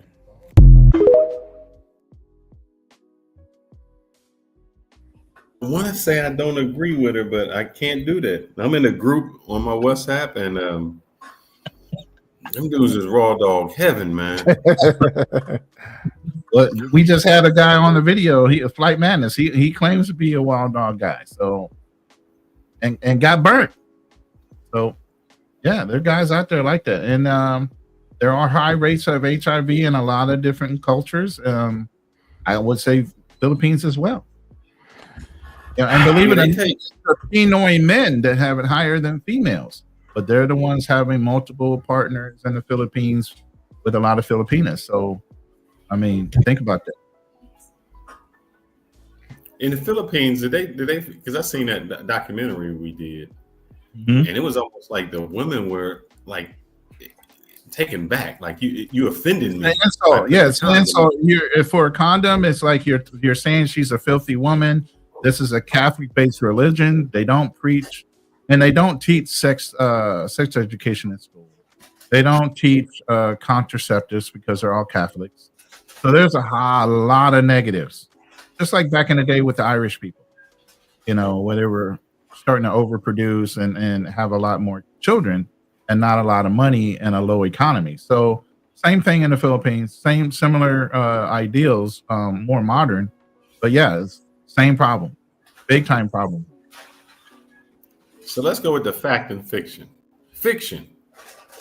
Man, she is fine as hell. She got a big butt and a smile. She ain't got nothing. Fact. That girl got everything. And she get mad that somebody gave it to her. And the fact that somebody gave her something, she gonna give it to everybody else because she mad. Man. My issue is the fact that American women do this a lot. They try to like position themselves higher and greater than women from overseas, and they quick to always throw this whole STD situation, not knowing that hey, we got the highest STDs probably in the Western world right now. We can call out several cities right now: Atlanta, Memphis, Miami, New York, Philadelphia. I mean, I could go on and on. Dallas, Houston. I mean, we could go on and on with the highest syphilis rate, the highest HIV rate, the highest herpes rate, but yet you want to judge a man for going overseas. These are the same women that actually sleep with the same type of dudes that got the shit. Yeah. These are the same women that having multiple babies from the same guy. So it's like when they quick to throw shade towards women in other countries, oh, you better go get your man checked. Shit, you probably need to go get checked because as of right now, the group that has the highest STD rate is black women, not black men. And I've never heard, and maybe could be it. I've heard of guys like, oh, well, I think I'm dating this girl and I think she's mine. And we've been going out. And so they don't, you know, he's been seeing the same girl for a while. So he thinks that, you know, that's his girl. And so they don't use a condom. Yeah, we're going to touch on that, David. I can agree with that. But what I don't understand is like a dude who's paying for it right then and there, not using it. Like Right. you just paid for it and you're like, nah, I'm not using anything. That's some dudes pay extra to go wrong. Now, I mean, I heard that. I mean, I'm not in the game, but I mean, obviously we're online. We hear things. So some guys are actually paying extra to go raw versus wrapping it up. You know, but real quick, I'm gonna shout out to Darnell, $5 super chat. I think Brazil is more than 10 years behind the American women, but eventually they will catch up. Western women won't allow this. The perfect utopia. They already caught up. That's one of the reasons why Austin was running for his life up out of Brazil, because the feminists had got a hold of his story and blew it up to being something way negative than it needed to be off of commentary. So, they're already up. They're already up. I mean, honestly, unless you're willing to go to these small little towns, countryside, Amazon, that's the only way you're probably going to not experience that. But if you're in one of those major cities, wish you the best luck with that. Yeah. David Dice, my brother, says, let's be honest. These ladies go to Jamaica and become single mothers. God damn. You had to go there with them, David? Yes, they go into the River Boys. Yes, they're getting the plastic wrap-ups. They're not even getting real condoms. Brothers just grabbing plastic bags and dropping loads on these chicks. So yeah, I can imagine a lot of these chicks are having illegitimate babies from their little road trips, and they coming back to men that maybe they're in a relationship with. They went on a girls trip. Next thing you know, he getting blamed for the baby. Mm-hmm. I get that. I thought I had one on here with I don't know where I put it at. Let's see where. This was just a funny one where, man, I bet I don't have it. It was a Rasta monkey. You know, the memes they do. He's like she's the Rasta monkey. You know, she chasing him for that he ain't paying child support. He's in a tree somewhere. Rasta monkey ain't playing. I don't know what I did with Rasta monkey. Wow. I think that's what guys think too. I'm gonna go overseas. Right. Even the healthcare. I'm gonna go overseas and look, if I get shot, I need to get shot in the United States. Just shoot me in the United States. When I worked I won't say where I worked at before, but here was the thing. The hospital said, as long as you don't lose too much blood, we might be able to save you. If we can get you here without using too much blood, our surgical team is pretty good. Man, if you get shot, something happens to you in these countries, the first thing they doing is they going through your pockets. So they gonna take your stuff. Yep. They going through your pockets. They ain't gonna know who you are. Hospital, you may get there, you may not. Somebody was just telling me a story where the guy. I was catching the flight here, and I seen the guy. We're getting on the same shuttle, and he said his friend came down. He died down here. He knew he had some money, but he couldn't get his remains. He couldn't get anything back to him. It was just like, I don't know who he is. So you guys think, oh man, I'm gonna go down there and I'm gonna do this. That medical, I ain't getting no argument with these folks, because the hospital, you may not get there. And through the traffic here, there is no such thing as go right for the lights. Like, oh, the ambulance coming, let me go to the right. Not, and we waiting in traffic just like you. We know that somebody might be in a heart attack, dying, and it's crazy. Yeah. Anything on that? No.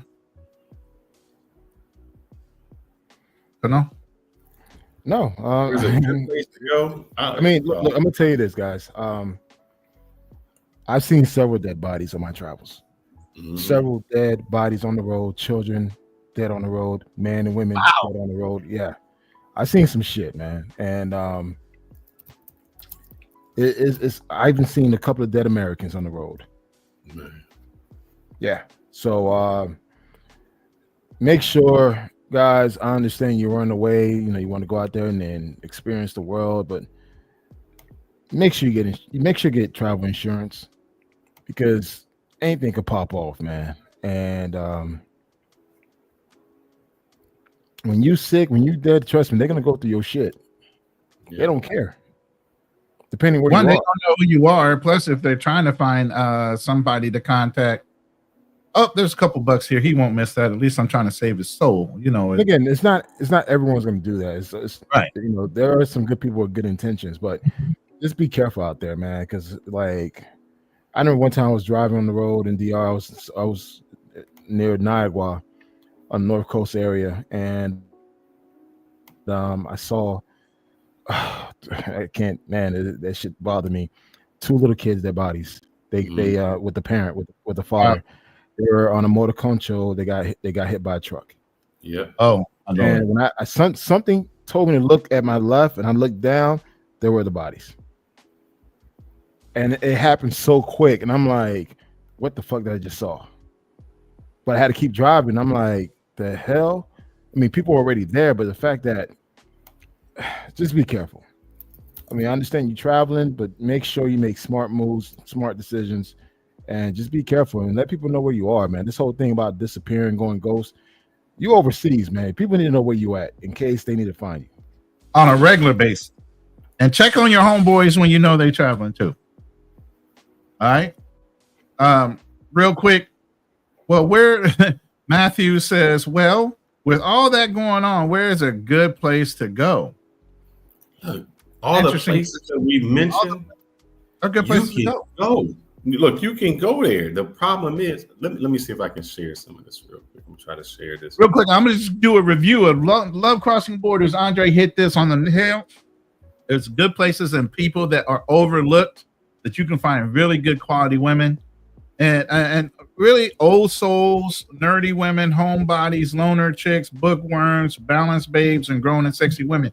There's a whole category of different women y'all can look for. Stay off the fucking streets. Stay out of goddamn hoods. Stay out of the places where the tourists go to pick up prostitutes. Go into some of the provinces. Go into some of the malls where chicks actually have fucking jobs or careers. And you'll do a lot better than what you're doing with the easy ones. Mm-hmm. But go ahead. You can go, look. Man, I know I'll be giving y'all some analogies, and I'm so sorry. I moved to, man, I don't even want to keep saying my cities. I moved to this new city when I was playing football. But I had lived there maybe like 3 years. A friend of mine from high school came. He was there for 3 days. He knew the weed spot, the coke spot, the drug spot. I was like, man, hold on, how do you know that? I've been here 3 years and I don't know any of that. If you're looking for something, you'll find it. So you can go to the same country that these people are going and have a whole different experience. Right. It just matters where you go. I say that because I share with these guys when I was where I was at. I'm in Dominican Republic. I went, and let me see if I can even share this video images. I just left the sand dunes. People don't even know that there's sand dunes in Dominican Republic. I'm talking about where I went sandboarding down the dunes, like sandboarding. I went to this pink place here. It's the Pink River. I got my little look. It's like walking in the desert. I got my little sandboard, and I went sandboarding, just like you surfing down the hill, surfing on a wave. I just did that. This place here, people don't go because it's so far out. One of the best beaches in Dominican Republic. It's by the border. So a lot of people don't know. Yep. Secluded. Look, I'm gonna tell you this. Sorry. No, I was just saying the water is so clear, man. You see the entire bottom. An interesting fact, guys. I've been around the border, the north and south. Some of the best beaches, some of the best things to see on that island is near the border. But the thing is, a lot of people don't go to the border area because they think it's unsafe. You're safe.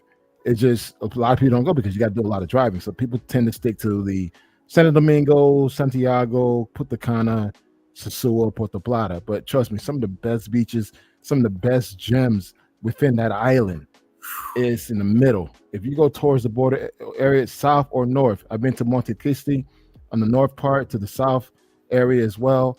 And man, it's some beautiful places in DR and Haiti. It's by the border. That's the thing. And you're finding a different type of person, male and female, meaning you ain't on the same. You're just on people who are more humble. So you can go to the same places these guys are going to, and your experience can be entirely different. It's what you're looking for. I'm gonna say this: some of the best baddies that I've seen. Oh my goodness, was away from the cities. I don't care what anybody say. Like, some of the best looking women that I've seen has always been away from the main cities, and humble, beautiful experience. Just, man, you guys are missing out. You're missing out, just staying in the same watering holes that every dude's going to. Go out there and spread your wings, see other places, man. Because trust me, there's a lot of wonders. Just Phyllis just showed us. There's a sand dune in Dominican Republic. Dude, you guys are missing out. And I'll say this, guys, no matter, I know, I got to put myself out there. Always be on your P's and Q's. Today, I was just walking in Zona Colonial, which is in Santo Domingo. I was looking for some cigars for my brother. A dude walked up to me and was like, brother. You know, I had a hat on. He's like, oh, I got you in the barber. I was like, brother, barber, I'm good. He's like, but I got this stuff to give you some bumps. Get any bumps off your face, I can shave you. Before I could say anything, he had unscrewed like a gel and start putting it right there. And I was like, wait, nah, I'm good. I don't need no shave. I'm waiting. The wife said to me after that, she said, man, you gullible. I'm like, huh? She's like, you don't know what he had in that jar. Just imagine he put something in there that would have knocked you out. I said, man. And I've been going places, and I'm so thinking about these cigars and thinking about getting her some ice cream that my mind wouldn't. Usually I'm on a swivel. I let my guard down. I said, dang. I said, I hope you would have helped me if something would have happened. She said, yeah, but guys, I say that what we think can be innocent in the United States can be deadly somewhere else. Facts. Real quick, Passport Blueprint. Enroll in the Smart Travelers Enrollment Program with the U.S. Department of State, so someone knows where you are. Absolutely. When I got here, part of my acclimation process was to go by not only the U.S. Embassy, but I went and checked in with the VA system, because they do have a VA system here. So they knew I was in town in case I needed emergency meds or anything like that. I had that situation set up already. So absolutely, you need to know and be aware of what are your out points. Something went down in that country, depending on where you are. How do you get out? Who knows you there? What's your emergency exit plan? That's Passport Blueprint's great for that. So if you guys haven't already subscribed to his channel, you should go over there and subscribe. He has 2 different channels, and he talks on a lot of things with security and travel. So drop your link if you want. Passport Blueprint, appreciate the input. Real quick, let me get this $5 super chat out the way. Darnell Elliott again with the $5 super chat. Thank you very much. You have to stay away from the tourist places like Rio, CTG, Bangkok, etc. are not places to meet good women. Immerse yourself in the culture. Mm-hmm. All facts. But remember this, guys. I am married to a Dominican. I've been coming here a long time. I got a daughter who's about to get her Dominican passport. I am not Dominican.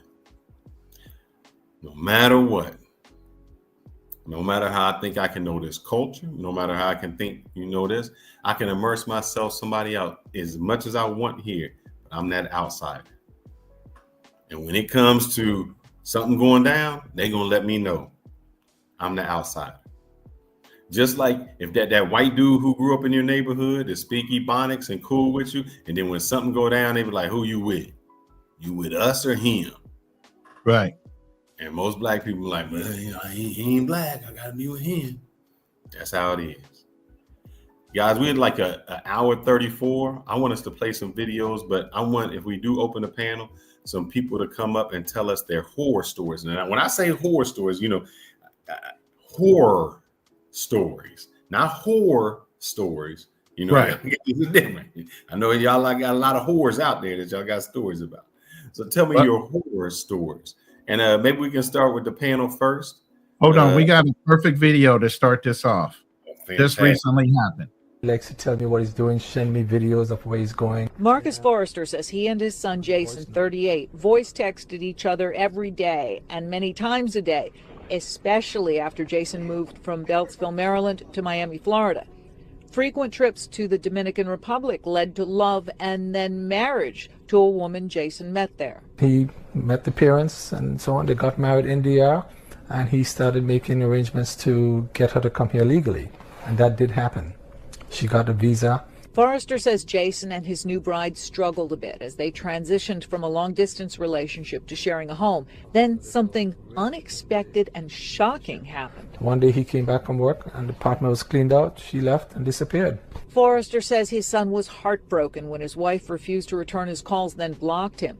He says Jason decided to fly to the Dominican Republic to talk with her family, hoping they would help convince her to return to the marriage. But after the phone call from the airport 2 weeks ago, Marcus Forrester says no one, not his family or friends, has heard from Jason. Calls to the Dominican embassy have produced no helpful information, he says. We're just very, very concerned and hoping and praying that he shows up some way, somehow. But the reality of it is it could be even worse. Marcus Forrester is in the process of filing a missing persons report in Miami, where Jason lived and was last seen. Jack.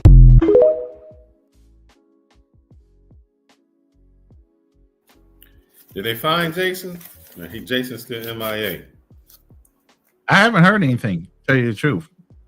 I don't know. Black Man Travels, you heard anything? Anybody in the chat heard any updates on Jason's whereabouts?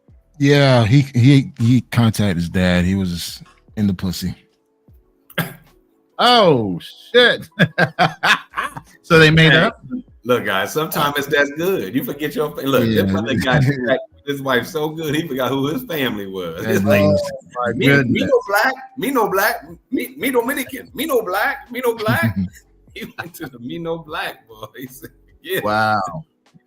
He got that put down on him, man. Yeah, he was found, all right. He was found in the cat. Man. Yeah, That's crazy work. Fantastic. Jason was safe 2 days ago. He said the crazy thing is his dad said he used to call him every day. They talked every day. So fact or fiction, when you go places, you forget where you came from. Yep. He was Andre, he was an outsider, but he was inside of something. He forgot where he came from. Man. Oh wow. So here goes another thing, guys. Sometimes, the truth is you can go someplace and just forget who you are. I mean, it can be that you can have that type of experience where you forget exactly who you are. And that's what he did. He forgot his name. He forgot his daddy name. He done went from Jason to Jose. I mean, hey, it happens. It happens. That's crazy. So what are you guys' horror stories, man? Jason found love and he got divorced, and he reunited, and she put the put down on him, and he came back. I already told you guys. Go ahead. I think for me, like I was in South Africa, Johannesburg. I think I shared this story before. I went to a strip club. It was after I went to one club, decided, I'm still up. Let me go continue the night. So I went to a strip club in the rough part of town. And I had a great time. I had a real good time at the strip club. And decided, okay, it's 5 o'clock in the morning to get back to the crib.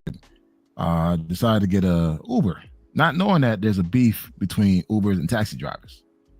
So I'm waiting in the corner. I see some taxi drivers, but it's, I feel like, I don't feel like dealing with them. And they just do it. Uber is cheaper. So I'm waiting there. The taxi driver's looking at me. I'm looking at them. I'm like, okay, waiting for the Uber guy. The guy pulled over. The Uber guy came. The guy in the car, all I saw as I was entering the car, a dude was running towards me with a brick. And the Uber driver said, get in the fucking car. Wow. I threw myself in the car. The guy got so close, he threw the brick through the windshield. Man. While I'm in the back seat, the Uber driver is driving super fast. I think we're now being chased. So he's driving all over the place. I'm like, what the fuck? I'm leaving the strip club thinking everything's all good. Saw some nice, titties and stuff. And I'm had a good time. So I thought I was going home and go to sleep. Man, I'm scared for my life. And we had to go, and the Uber driver decided to drive directly to the police station. Then the taxi driver stopped following us, and we were there, put the police report, and I was able to get a police take me back to my hotel. But yeah, that was one horrible night because it happened so fast. From having a great time, you know, seeing a bunch of naked ladies dancing, to like didn't know what the hell was going to happen to me because I decided to order Uber, not a taxi driver. Man. And that's a great all this point. happened in 2018. It's a great point that you can go places and you don't know the political climate. You don't know what's the right or wrong. You just think I'm someplace doing something and have no idea.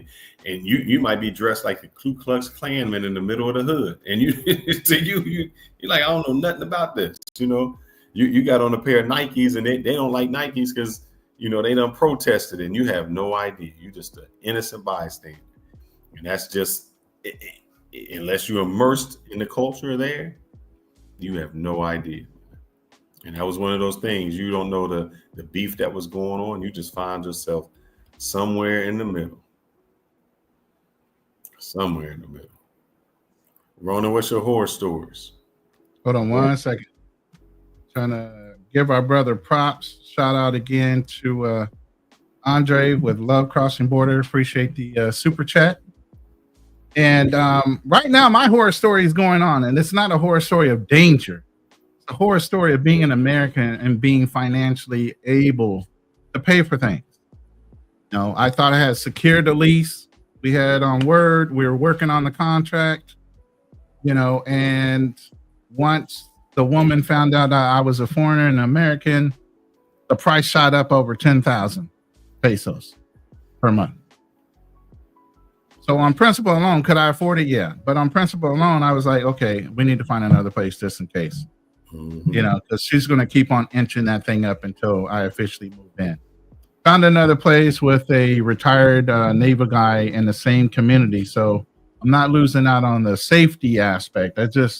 You have to look out, even when your girl is doing the paperwork and doing everything to get you that great price. The minute you show up to do that walkthrough, all things can be changed instantly. If you get what I mean. How did they change it? I guess you hadn't signed anything. I hadn't signed anything. We were working on the contracts after the fact. So as she's writing, the realtor is writing out the agreement, the owner turns around and says, nah. They initially offered the place for 30,000. No problem. But they had dropped it when I found out about the property, 25. So once they knew I was an American, instead of them just going, oh, we want the original asking price, nah, we're going to bump that to 35K. She ain't never listed the property for 35K. The property had been empty for almost 6 months or more.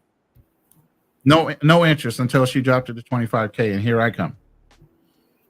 So she wanted 35K. And at that point, had kind of cut off communication because the realtor is like, wait a minute, you're making me look bad. Your asking was 25. He met your asking. Now you want to exceed even your initial offer to 10K more because he's an American. So the realtor started challenging her. So she backed out of the deal altogether. And the realtor was diligent enough to find me another place, but I have to wait until the 15th to move into that place. But that deal is done. I got a signed contract. Everything's done now. But yeah, So she was fine with losing the money? She was fine with losing the money. Really? Or the realtor just cut her off. Whichever way it was. I'm not going to dig into that. I don't care. Because once the ethical part of you trying to raise up the price, even though it's affordable, how much more are you going to do to me later? Can't do it. I just had that speech, man. Right. And we got to go back to the car rental place. Right. When I was at the car rental place, I left out. Steven chased me down. Steven? I still don't know the dude's name. Steven said, oh, man, look, I seen what happened in there. If you need an SUV, we got the SUVs for $30 a day.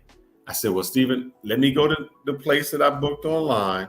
If they give me an issue, I'll be right back because I'm already taking care of it. Oh, man, yeah, we got you. That was the place I came. They tried to do me wrong. I came back. Man, do y'all know what let me find something. Let me see if I can find this. Let me see. I don't know. Let me do this. While you're doing that, real quick, $5 super chat from Darnell Elliott. Thank you again for contributing to the show. Imagine trying to find a good woman in LA. Is it possible? Yes, but what is the probability? Female nature is the same regardless. It is. It is the same when it comes to oh my God, the word escapes me. Hypergamy. But it's the way the woman was raised that makes the difference. The woman was raised to be a wife. The woman was raised in a good principled faith. The woman was raised and still continues to re-educate herself on how to treat a man, how a marriage should work, and all those things. It is different. Whether it's abroad or here in the United States, it's possible. But what's the likelihood? You're going to find them a way easier overseas. You know, I hate to repeat that these are some of the same facts that Andre brought up on his live as well. These women can be found, but the probability they're going to be found a lot easier abroad than here in the United States. I've dated a lot of great American women. I'm not downing there are not great American women here, black or other, you know, but it's way easier per capita or per person to find them overseas than it is here in the United States. I'm going to be a dick here, man. Fuck that. a lot of these dudes don't fucking, a lot of these guys that go out there so-called looking for wives don't know how to be a fucking husband. Boom.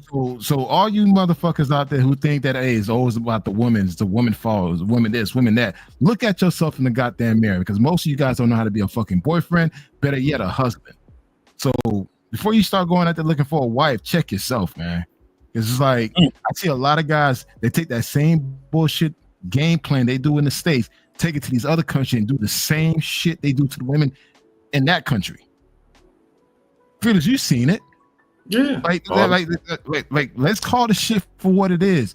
You guys, a lot of guys want to go ahead and blame it against the American women, the Western women. No, nigga, it's you. Sometimes it's just you. You the problem. I'm serious, man. I've been around a bunch of dudes, man. They always quick to throw women underneath the bus. Motherfucker, it's you. You antisocial, no personality, no sense of humor. Dude, it just, you stale as fuck. You're not willing to better yourself, but yet you think you're gonna go overseas and find a dime? Get the fuck out of here, man. Like, I'm sorry. No, look, no one, like, I know a lot of guys, a lot of YouTubers out there trying to sell you a dream, go to Colombia, go to Brazil, you're gonna find this and that. No, you're not. You can find a $5 hole. Maybe they don't pay for it. Yeah, you can pay for it. That's what they say finding. Their definition of finding is a little loose. Very loose. Yeah. That's why it's like, man, the dishonesty with a bunch of these YouTubers selling you a fucking dream and you paying for that shit, thinking that, hey, it's gonna be better. No, it's not. Nigga, if you're a loser in the state, you're gonna be a loser overseas, man. It is what it is. If you're an asshole in the state, you're gonna be an asshole overseas. I've seen this happen many times. So guys, check yourself. Are you willing to work for that person, to have that person in your life? If you're not willing to put in work, dude, go ahead and get that damn $40 hole and then have fun and take your ass back home. So let's go with this fact and fiction. The fiction is, guys, I'm going to go overseas. I'm going to be able to get this good girl and do this. The fact is, and here goes the sad fact. The Dominican, the Brazilian, the Filipino, the Thai guy, he can do far less and get far more than you as an American. Fact. You think you're doing something until you see that he ain't got to do nothing compared to what you got to do to get the same result. The only thing that without that blue passport, you could have gotten nowhere. Nothing. And I think D. Ward was talking about principle. And what I was going to show was this. I told you, Steven chased me down. Steven said, man, we got this SUV. We can get the SUV for you. It's going to be $30 a day. I'm like, all right. When I came back to Steven, I said, Steven, let's do it. Can y'all see this screen? Yeah. Brother, where is this an SUV? This is What? a Kia Picanto. I said, bro, I will take up. And you fit in that thing? No, I told him I'll take up the whole front and seats. And half the back seat. Yeah. So I said, bro, when you chase me down in the street, you said you can get me the SUV for this. He said, yeah, I can't get that price. I said, hold up. Why you chase me down? Why you tell me that? I said, I can get it to you for 40 or something like this. I said, man, here's the thing. The other place over here is charging me like $45. I'll pay that.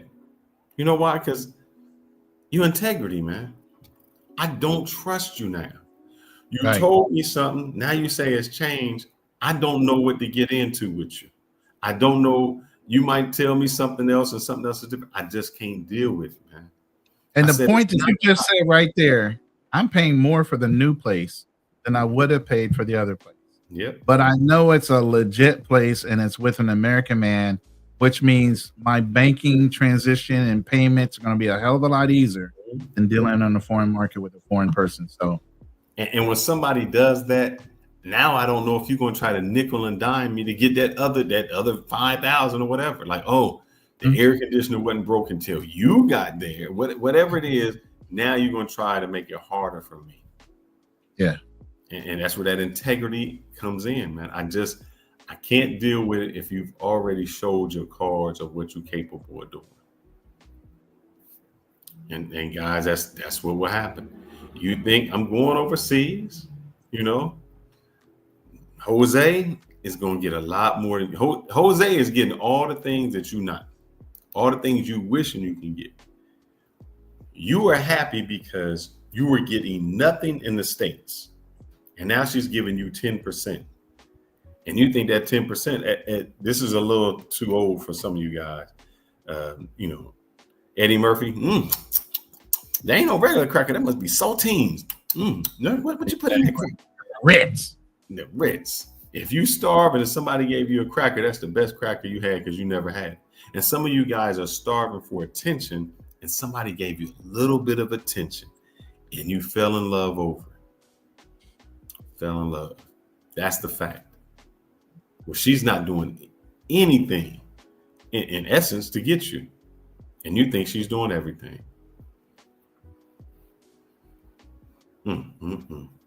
All facts.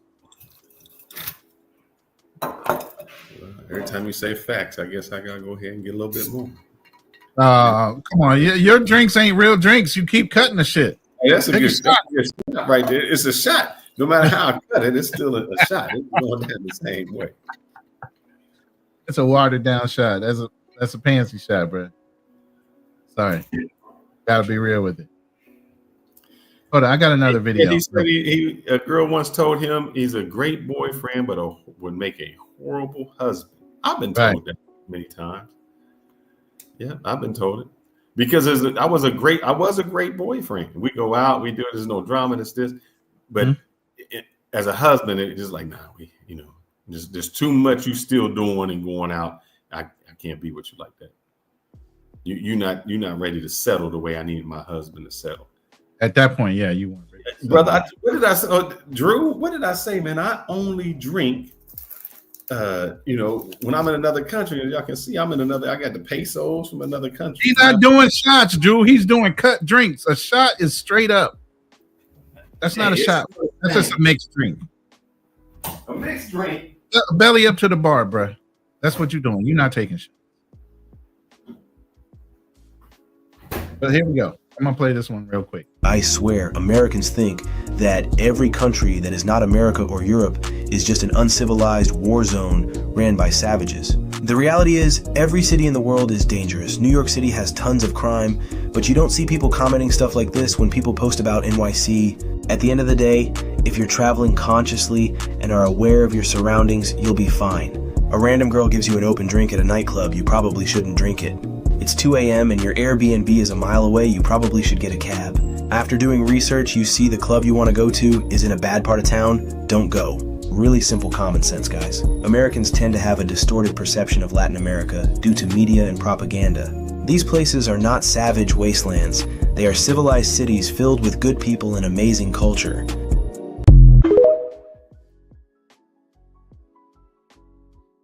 There it is. That's all facts, and I've been guilty of that same thing. I can tell you. I've been in Bogota, and I've been at their center, and I was going to the Park 93 where I usually stay. Oh yeah, it's like a 10-minute walk. It's 3 a.m. I'm okay, and I've walked. And I'm thinking, I'm big, I look threatening, but yeah, I see he's right. I did a super shot. And look, hold up. Let me see if I can pour this out to a cup. Just to let y'all know. Give me a second. So I'm guilty of that same thing, guys. And I gotta stop doing that.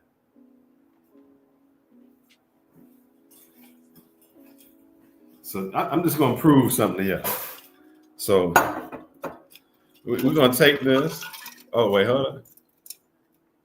And there's more. So look, there's still more in here. I just filled it up. So this is way more than a shot.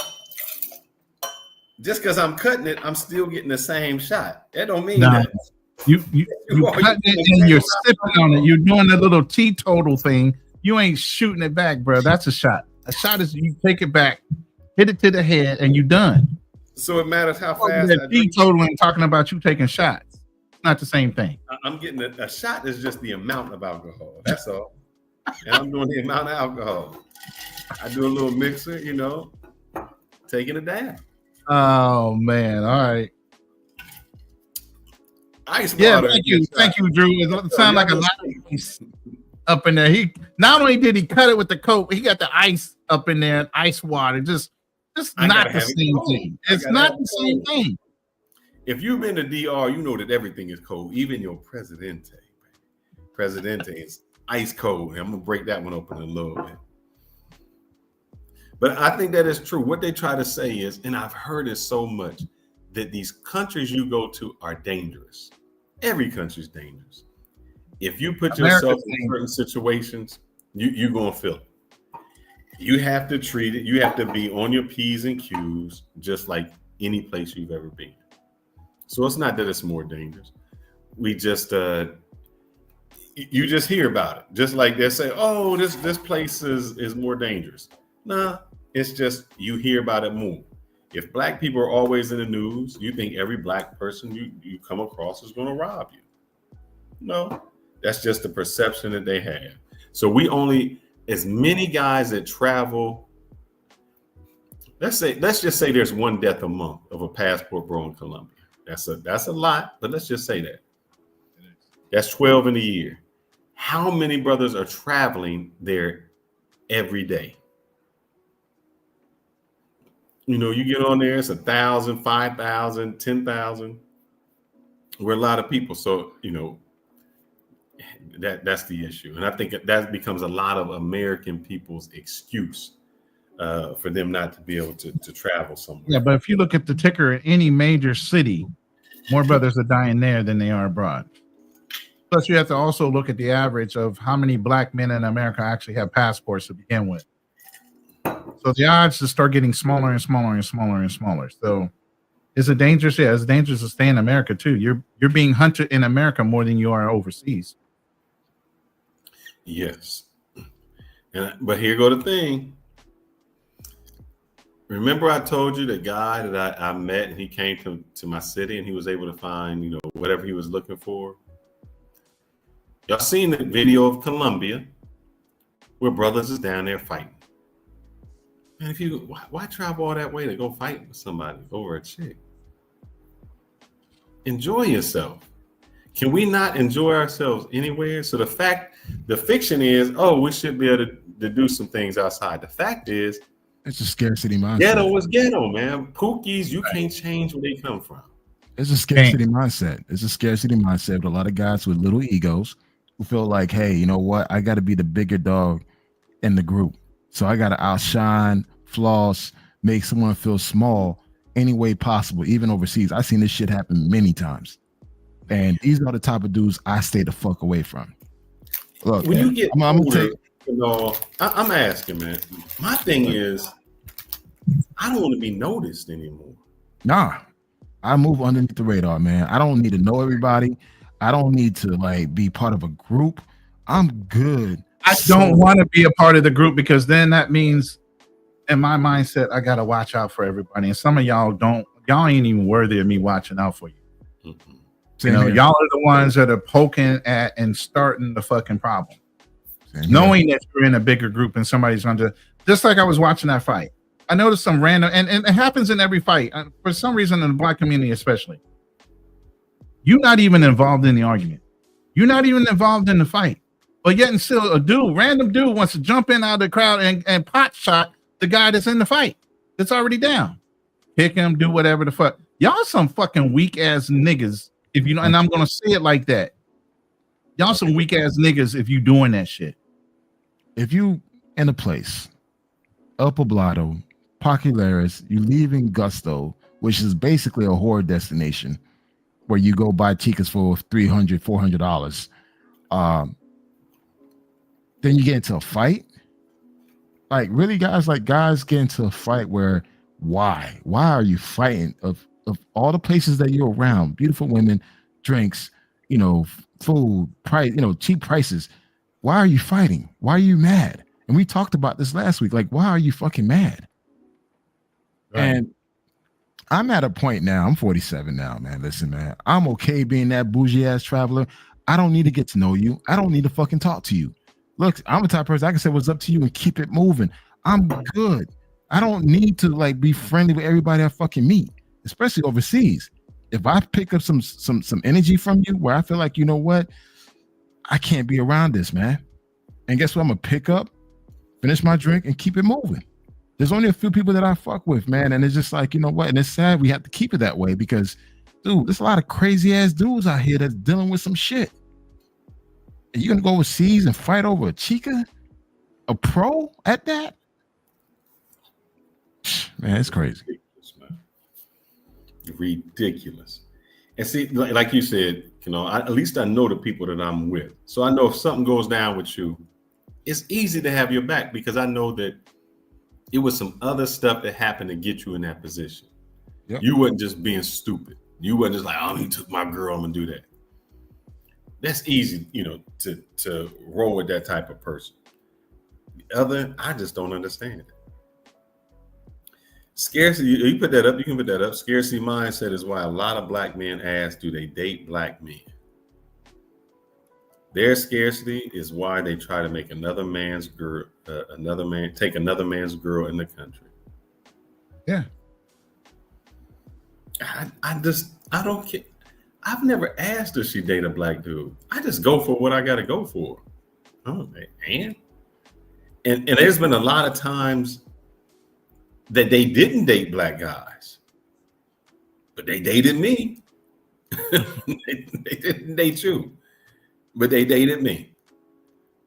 It's just how y'all approach, man. That whole, I told you, I think it's very difficult, and it's the scene. I think it's very difficult for black men living in New York to date Dominican women that live in New York.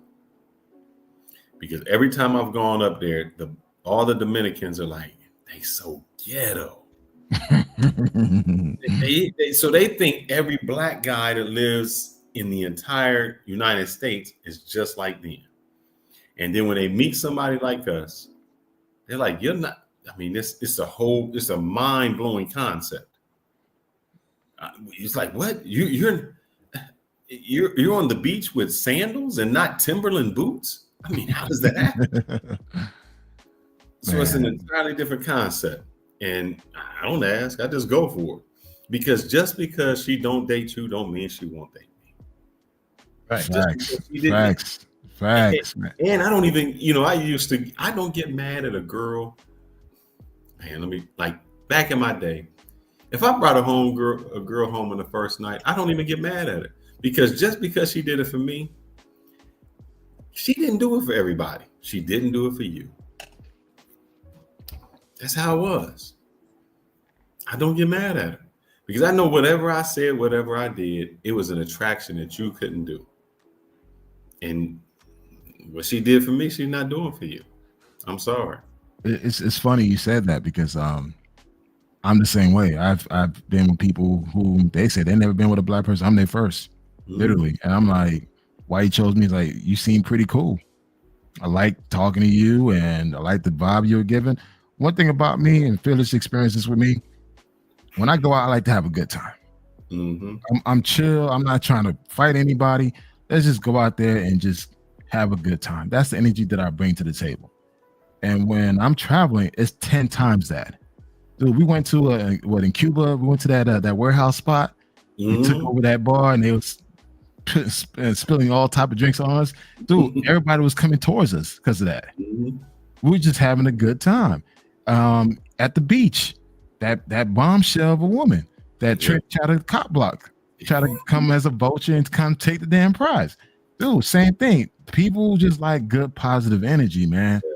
You don't need to post up mean mugging, trying to play cool. Fuck all that shit, man. Go out there, mingle, smile, have a good time. People like that. But, you know, you let the dating coaches tell you nothing. You got to be stoic. You know, you got to be mean mugging or whatever. I don't know what it is nowadays. This generation is just kind of fucking weird to me. But so I'm going to bring that back to the facts and the fiction. The fiction, black guys that go overseas are enjoying themselves and having a lot of fun. Sometimes the fact is, y'all bring the ghetto back over there with you. Yep. That you go all these miles to act the same ignorant way that you act in the United States. That's a fact. So some of you guys think, man, I am leaving the matrix. I'm leaving all of this behind, only to end up in a place with the same folks that you tried to get away from. Yep. Like I said, it's we've said this in other panels. It's easier for them to go where they're comfortable than to go somewhere where they actually qualify to be. They're not comfortable with being in those arenas. They rather go back in the same hole they traveled in when they were here. When, as a blue book gentleman, passport bro, whatever, with your income, you should be talking to the top 10 to 15% of that society. Because you fit based on those parameters in that cultural society's level. Why are you still going in the hood? They want to go to the hood, man. That's the first thing they want to do. They want to go to the hood, post up on the wall, right, with a bottle of Hennessy, with that cigar in their mouth. They want to post up. That's what they want to do because they do that shit in the hood. They do that shit back in the States. The same shit that you do in the States, you're going to take it overseas. If you're into fine dining, lounging experience, quality experience, you're going to take that same experience mindset overseas. If you're into that hood shit, you're going to take that shit overseas. The same thing. Exactly. But I'm trying to, if I can get on here, but hey, I will say this, man. I don't know if she should let me roll. We were trying to prove something, me and the wife. She was trying to prove something to one of her friends, and I was trying to prove something to some dudes. On the dating sites here, it is different. It's entirely different. Oh yeah, they got dating sites in DR. They got what? Yo, you know, like the Tinder, the Bumble, the. Oh, okay. Entirely different. At this point, you know they got dating sites in the DR. Listen, I mean, just the quality you get entirely different. You're gonna find. I'm trying to wish I could bring something up, but it's just a whole different ball game. But here's the thing, guys. They not going 50-50. What you think you getting, they not doing that. They not doing it. And the weird thing is, I've seen some guys, like the guy I met at the airport, which is the weird thing. He came all the way here. You know, you think you in DR, you would meet. He said from Europe. She's from Holland. She like, you know, I don't know what the weather's like in Holland, but she liked the DR. He's from the States. They came here and met and enjoying themselves. So you know, you can meet people in different places that act entirely different. Yeah. I know we was talking about horror stories. We're gonna do thing. I don't want to stay on too long. I'm trying to get to the beach tomorrow.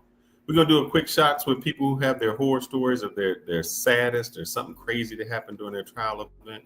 If anybody has this in the chat, we just want to hear your story. We'll stay on for a few more minutes. We just want you to pop in, pop out, tell us a horror story. We've talked about ours. The crazy things that have happened to us. We want to hear, your fact or fiction, what you thought about, what YouTubers didn't show you, what you thought was a lie. And I will say this, I watched a little bit of Austin Holloman, and his whole concept of change. He's like, yeah, I didn't tell y'all guys this, and this how it was. They try to get me with the Chinese baby, all this other crazy stuff. And he was selling the dream, and then his reality hit. That you got sneaky, conniving people everywhere. They tried to, he said some video, they tried to rob him or take advantage of him at his house or apartment, extort him. That's what it was. They extorted him. So it happens. We're going to have Passport Blueprint coming up. Sir, we want to know about your horror stories, fact and fantasies of what you thought was over there, or what happened was over there to be true, what you found out to be fictional, what's something crazy that happened to you. Salute to the three wise men, first off. Let's talk about Amman, Jordan, the land of scams. Oh, really? Really? Oh, yeah. Oh, see, I don't want to say the J word, but they're good for that too. Get off the plane, grab my bag, heading out. And by the doors, you got all these taxi cab drivers. So I pick one of the dudes. We go up. His car's in the garage. So I was like following up. Next thing you know, he gets in an argument with some dude. And I'm like, what the heck is going on? I'm trying to get to my hotel. I'm tired, because it's such a long flight. Next thing you know, guys looked at me, said, need your ID. I said, well, who the fuck are you? And then he pulls out his badge. I was like, what the fuck did I do? I didn't do anything. Then I looked at his badge, and I looked at two cops nearby looking at us, and they got the same badge. I was like, oh, shit. What did I do? So he couldn't really understand me because my Arabic wasn't that great, and his English wasn't that great. So he pulls out Google Translate. He's like, I need to see your ID. So I give him my passport. The driver leaves, and he's like, come with me. And I'm like, what did I do? I just picked the guy to go take me to my hotel. It's like he writes down on his Google Translate, you got to be held accountable. I said, accountable for what? I didn't do anything. What the hell? Accountable?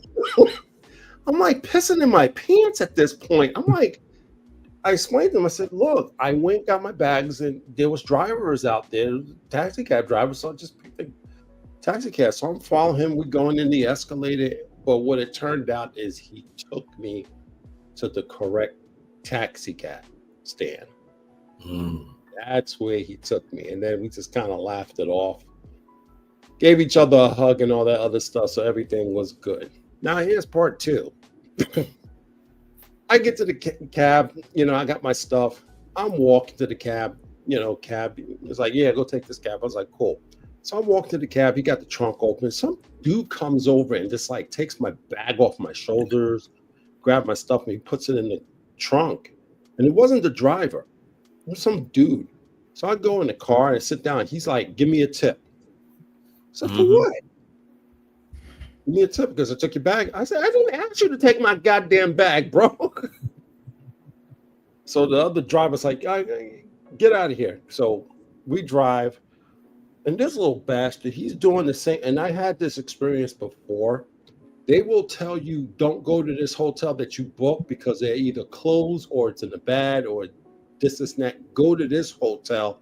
End up like a 5-star hotel because when they do that, they get a cut from the hotel. Yep, they get a commission. Yeah. So I was like, no, I want to go to this hotel because it was a 2-star hotel. I chose this particular hotel because it was right in the middle of town where the sites were at. And if you go back in my videos of Jordan, you'll see the sites where I went, where it was in walking distance of the hotel. So I get there, he's talking about, oh, you give me a tip. I gave him a tip. And then he was like, bigger tip. It's like, you motherfucker. Oh, hell no. Give me my luggage. I'm out. So because I don't want to be on the losing end, and I'm in Jordan and stuff like that. Gave him a little extra, and I just like, get out of here. But the end of the story was really great because at that stage I just started using Uber, which I highly recommend everybody just use Uber when you go overseas. When I left a couple days later, I left and I told the Uber driver about it. The Uber driver apologized to me about how these drivers were. He was like, I'm really, really sorry. I apologize. Because these guys giving us a bad rap, you shouldn't be going like that because you guys are coming over here, you're spending your money and this and that. And it's not like the Jordanian dollar is stronger than the US dollar. They just out there just scamming left and right. But all places are like that. And you say use an Uber, I do understand that, but here's the thing. When I fly into Medellin, you get to the airport, you get an Uber. They'll come to you, and then they say they're going to cancel. Or what they say is you got to give them extra money for the tolls. Now, it's supposed to be included in the price, but that's how they get you. What they'll do is that before they about to pick you up, they call you. And they say, this is your Uber. And they're like, yeah, I need extra money for the tolls. If you're like, nah, you don't know, you don't. They'll do two things. You'll see their car sit where it won't move because they can't. I guess if on Uber, if you cancel too many times, it's bad on them. So they want you to cancel. And then when you cancel, they'll go to somebody else or they'll just sit there. But the whole thing is, the best thing to do with Uber is turn your GPS on so they know that person's not anywhere close to you. So if they turn around and cancel and say, oh, you didn't show up for the ride. No, they just sit there. You'll just see them sitting. They'll sit 2 minutes away from you. But you can cancel the ride yourself and just go to the next booking. No, that helps them. They want you to cancel the ride. You go to the next booking and you're just doing the same. You're doing a repetitive service. So that's how they do it. Mm-hmm.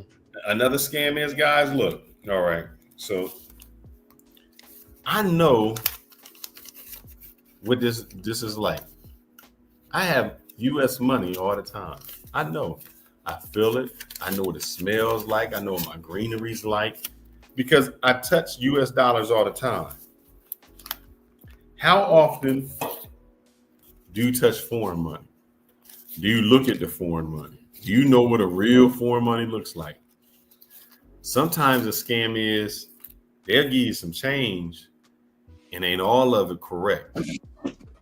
They'll put some false. I had that happen to me in Colombia where I swear I paid something with the 500 or whatever it was. And I swear the woman went back and came back and was like, yeah, this one's false. I'm like, man, hold up. I know what I gave you wasn't false because I got that out the ATM machine. Well, what you gave me isn't false. I was like, damn, that's how they scam you. So their scam is on the money scam. You got to watch out for that. They don't tell you those things over there the little games that we're just not accustomed to getting played on. I'm going to say this real positive story. D Ward, thank you for the $10 super chat. My coffee server turned out to be the woman who owned the restaurant.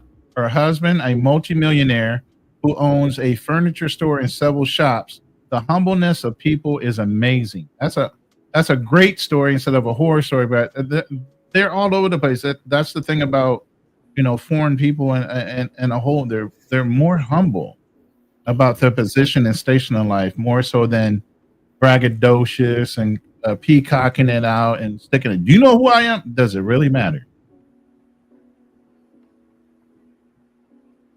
We see you in the back, Darnell. We'll bring you up in a minute. You got any more horror stories, Passport Blueprint, or any advice you give to the people? Yeah, Petra. I went to the ancient city of Petra, where you guys probably seen some of the movies like Indiana Jones and Transformers. They did some of the movie scenes over there. If you ever go there, they'll tell you when you buy your ticket, it also includes the horse rides. No, it don't. do the horse rides. Do not ride the horses. They mistreat those horses. I'm a big lover of horses. Don't. They mistreat those horses, and I'm not going to be riding those horses because they may get spooked. You may get kicked off from one, and two, because of the fact they mistreat them, I'm not going to do them. So don't ride those horses. And plus, everywhere you go, they're just trying to just get money out of you. It's just so ridiculous. I was getting harassed left and right. Oh, you want to go take a picture? We can take a picture of this scenery. It's like, leave me alone. Damn. I heard it was just as bad like that in Egypt. Egypt's really bad when it comes to tourism and how much they harass the tourists. Oh, the old city of Jerusalem is just as bad too. I mean, it's just like they got so many shops down in the old city. It's like it's the same thing they're selling. It's like I can go to one shop and go look to buy something, and then the next thing you know, as soon as I walk over, these dudes are just like 10 feet away from me. It's like, come in my shop, buy this, buy. It's the same crap. Mm-hmm.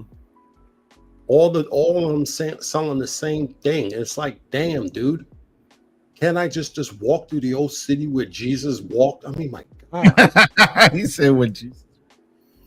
That's great. This other scam here is I've never seen so many people get paid for not really doing an official job.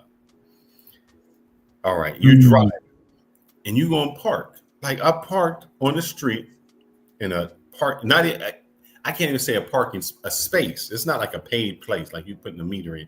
It's just you drove by, you seen a spot, and you backed in. As soon, and I know Kanal, you know gotta be this. As soon as you park, some dude walked over to where your car was. And so he's like this, back, whatever he's doing. And you get out the car, that's what he do to you. Like, I'm gonna watch your car for you. When you come back out, look, this is the crazy thing. It can be 100 cars sitting on the street. They know exactly when you come out. And as soon as you come out, they waiting right by your door. Move, you got this? For a tip. Like, what am I paying you for? Like you officially you were watching my car? What if somebody broke in? What was you gonna do? Nothing. They stand at their spots. That is their spot. And they watch the car and put you in a parking spot. Not like a parking garage, like you just on the street and you found a spot. And it's like, man, this is crazy. I'm tipping you for nothing you did. Yeah, you just standing there. You would have done that regardless of whether I needed your help or not. Exactly. All right, Passport Blueprint, brother. We appreciate that. We're gonna bring Darnell up. If you got another story, come back with us. Let us know, because we're trying to dispel this myth that sometimes it's not always greener on the other side. It's not. Nope. But it all depends on the individual, because like you said, you got a lot of dudes with street mentalities that don't need to be overseas bringing that, and it's just making us look bad. That's what it is. Exactly. All right, sir. Thank you very much. All righty. Yes, sir. Darnell, how you doing, brother? What's your horror story? And not a horror, not a horror story. A horror story, not a whoremonger story. A horror story. Go ahead. I think you mean horror. You got to work on your pronunciation, but thank you for having me on your show. Just want to say, I guess mine would be my ex-fiance in Brazil. And in fact, I actually got several others, but I know for time purposes, you probably want me to condense it. But as far as my ex-fiance goes, I mean, that thing was a disaster, I would say, from the beginning. And the only thing is, and kind of like what Black Man Travels said earlier, like if you're a loser in the States, you're going to be a loser wherever you go. And back then, you know, because I was making so much money, you know, I thought, you know, my status was up. You know, I made a lot of stupid, decisions. you know, yeah, a lot of stupid decisions. You know, as far as my ex-fiance, I don't think she was a bad person. It was just, I just don't think we were compatible. When we met, it was 2011 when we met. It's my very first trip to Brazil. I had the false notion that, you know, me being American, you know, because I had heard all the rumors. I seen the back then it used to be blogs. It wasn't like it is today where you had YouTube and stuff. I mean, you had YouTube, but like everything was on the blogs. And you know, I was reading about Brazil. Oh yeah, you know, you're American. It goes, you know, women throw themselves at you, man. That it was total bullshit. You know, especially if you get, yeah. Hey, Darnell, I'm sorry. I gotta call you to the table. Drew is calling you to the table. Darnell, your true horror story is when you were misled to flying 2 women to DR. Glad that was just a dream, Darnell, and you woke up. Can you respond to that? Well, I mean, as far as that, I never actually flew them out. So, yeah, I mean, yeah, I was planning on things, you know, things that happened. I mean, they're still in contact with me to this day. It's just, Why? I mean, they've done nothing wrong, you know. What? Yeah, they've done nothing wrong. I mean, we're not going to do a counseling session. We're going to pull that offline. But I will say this. I think what you said, Darnell, is the advice that I would give people. If you travel to another country and you're unfamiliar with it, you haven't been there, do not, under any circumstances, no matter how fine they are, no matter how beautiful, whatever don't fall in love that first time. And I think I know a lot of men that have. They've gone somewhere, the girl, hey, Poppy, they this, and they don't know the territory. They go to that, and not just black guys. I know white guys that go over there, and they're like, wow, man, I met this beautiful girl. They have no idea about the culture. They have no idea about the people. And from that first girl, they are like hooked. They not going anywhere. And I think that's the mistake they make, because you just don't know the culture, you don't know the people, you don't know the language. And we feel that we've gotten so much attention and so much, we feel so much appreciated because we are lacking that attention and all the things in the States, that when we get there, when they show us that, I mean, it's like your whole world changed. Oh, and you're absolutely right. They know what we lacking, and they just give us a little bit. That you know, you see the memes where girls like, oh, baby, it's my birthday, you know, I want you to come. The guy's like, I can't come. She's like, but Papacito. And all of a sudden they packing all their stuff and they jumping on the plane. We're not used to that. And so that's my warning to guys, that when you go someplace, take it slow, man. But we all guilty of it. We're all guilty. I mean, a 10 out of 10, body, you know, fine, her face is fine. You ready to post every Instagram picture with it that you can. It's just how it happens. Yeah. I mean, I'm sorry, Ronan, go ahead. No. If Tanzania Tony came in, he said has a YouTube channel. You guys need to go and subscribe to it. He's building a home in Tanzania, obviously, and he has a shit ton of real life horror stories. So if you have a second just to share one, hit the link at the top of the chat and just share one of your horror stories, because we're doing facts and fiction. And you fit right into that category with some of the things that you've had to deal with your contractors, to your neighbors and everything else. So if you have a moment, go ahead and continue the conversation. Go ahead. ex-fiance, first trip to Brazil, 2011. Like I said, I was striking out quite a bit with women. You know, again, when you can't speak the language in Rio, it's like, you know what I mean, you're not going to have a whole lot of success, you know, because I wasn't trying to be dealing with no pros or nothing. You know, the ones that go down there that can't speak a lick of Portuguese, they're dealing with pros. I'm just going to be honest with you. They're lying to you, talking about, yeah, you know, oh yeah, it's so easy down here. I don't speak no Portuguese. Man, they full of shit. Hey, Right. Darnell, before you continue, can I just co-sign that? Yes, sir. I completely agree with Darnell. Majority of guys that going to Brazil, they're in one particular area called Copacabana, and they normally go to one particular area of the beach, Post 5.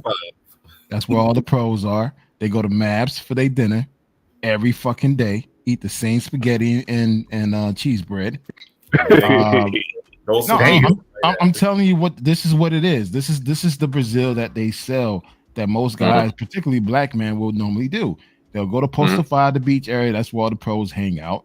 Then after that, they'll walk their ass 2 blocks down to Mabs, which is another pro destination, but it's a bad place to eat. The worst food ever. But they'll eat there because they can hang out. Then after Mavs, they'll go to Dolce Vita. Yep. So they go to Dolce Vita. That's another pro spot. So all the pros are literally circling around from the beach to the restaurant to the club. That's Brazil 101. Now, granted, if you want to really explore Brazil, you could actually go out to Lapa. You know, you could go hit up the different Leblon beaches, you know, Baja Tijuca. There's other areas you could actually explore, Bahia, São Paulo, you know. But the thing is, most of the guys, the fantasy they sell is around a bunch of pros. Now, my favorite spot is 4x4. You know, back in my days, I was doing my little thing out there. But I mean, 4x4 is highly recommended. It's an experience. But besides that, that's Brazil. That's it. Ain't nothing around that. Well, that's Rio. I don't want to say Brazil. That's Rio, Copacabana, because there's a lot to see and do in Brazil, but a lot of guys stay stuck on Super in they stay stuck on Super on a 3-block radius, similar to Sasua. Yeah. You're absolutely right. Black Man Travels. You know, that little strip, Avenue. I forget. It's the main drag right on Atlantic the beach. Avenue. It's Atlantic Avenue. Yep, Atlantic Avenue. That main drag. Everybody is right all there. And most of the guys tend to stay right next to the Hilton Hotel. Because that's where all the action is. Yes, sir. So like I said, I was striking out in the clubs and stuff like that, and just happened to be on the beach. I met this guy. I think he was from Kazakhstan or whatever. But I was hanging out with him and his girl, and we went to the beach, and that's how I met my ex-fiance. Now, she spoke a little bit of English, but she was like, she's not fluent or wasn't fluent then, and she actually had a friend that was fluent in English. In fact, she gave English lessons and stuff like that, and that's how we were communicating. I just saw the way she looked at me and stuff like that. And, I talked to her. She seemed real nice. I mean, most gorgeous smile I had ever seen. I'd never ever in my life had a woman look at me like that. And so anyway, we hit it off, or so I thought. Took her out to eat. I really didn't know the places to eat. In fact, she actually showed me, the places to eat in Rio and stuff. And sex, I'm not gonna lie, sex was amazing. Greatest sex I ever had. In fact, I'll never forget, like, the sweat was literally dripping. Hey, okay, we don't want to get demonetized. Yeah, man, what the hell's wrong with you, man? That's too much information.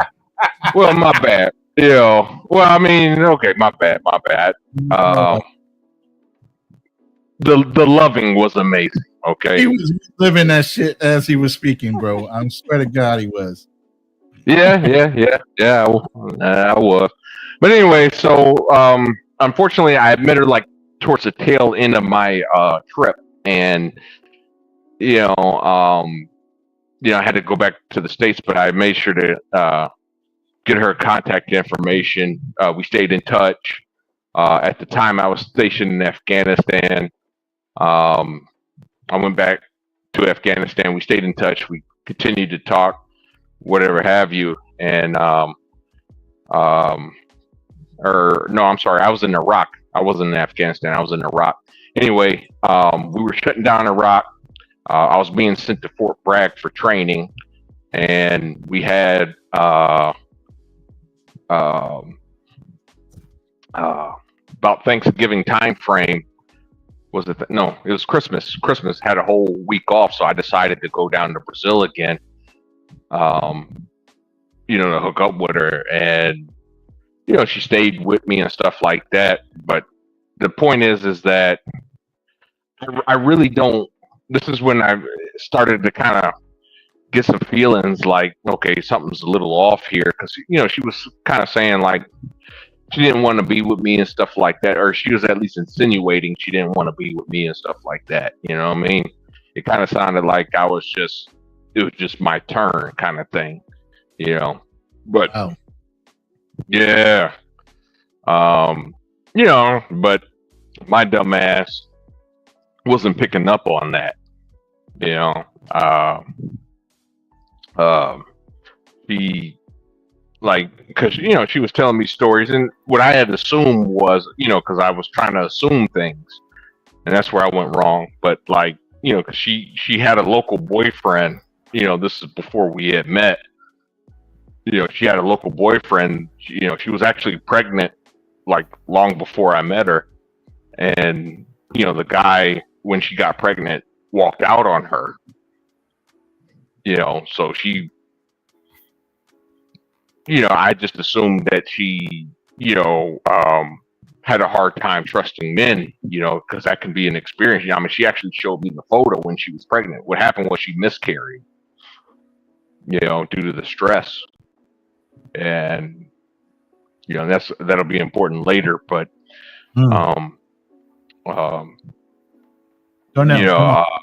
we got to speed this up. It's okay. 12 in some places. So the net is you met her at a certain time when you were maybe a little more open, military traveling. You weren't necessarily set up to travel to Brazil, get married. You finally did get married, correct? No, we never got married. I proposed. We had an engagement party. We were engaged. Okay, and this is all why she kept a boyfriend that was local. No, she didn't have a boyfriend at the time. Okay. No. The boyfriend was that got her pregnant was way before me. It was like at least 4 or 5 years before I had met her. Here's some red flags you already started talking about. You got involved with a woman that was already pregnant by a boyfriend that left her in the middle of her pregnancy or after the baby was born. No, the baby was never born. She miscarried. Okay, but isn't that already a red flag for you? And why? I mean, that in and of itself. I mean, a woman miscarrying, that in and of itself is not a red flag. But what was the red flag was her saying like, "Hey, I don't, I don't want to." She didn't say exactly she didn't want to be with me, but she just was like hinting like it's not going to work, kind of thing. And I was trying to find ways or reasons to make it work, but it takes two. You have to reciprocate, and if she's not willing to reciprocate, then it's not going to work. A person one can try all the time, but if the other person doesn't reciprocate the feelings, then the relationship is just never going to work. Right. So flash forward to 2015. This is before our engagement. I went to Brazil again in 2015, and we were arguing like cats and dog. Keep in mind beforehand, I'm kind of fast forwarding a lot of information here, but the thing is that she during from 2011 to 2014, we rarely spoke. Like, we had a falling out. I kept trying and trying over and over, and she didn't really seem to be too interested. Kind of kept me at a distance. It wasn't until it was April of 2015, I had finally decided, you know what? Hey, I'm sorry. I'm going to let you, I told her I'd give up. Let me ask you a question. What is the difference between her and American? She sounds pretty much an American westernized woman. You got ahead of me there, Black Man Travels. You got ahead of me.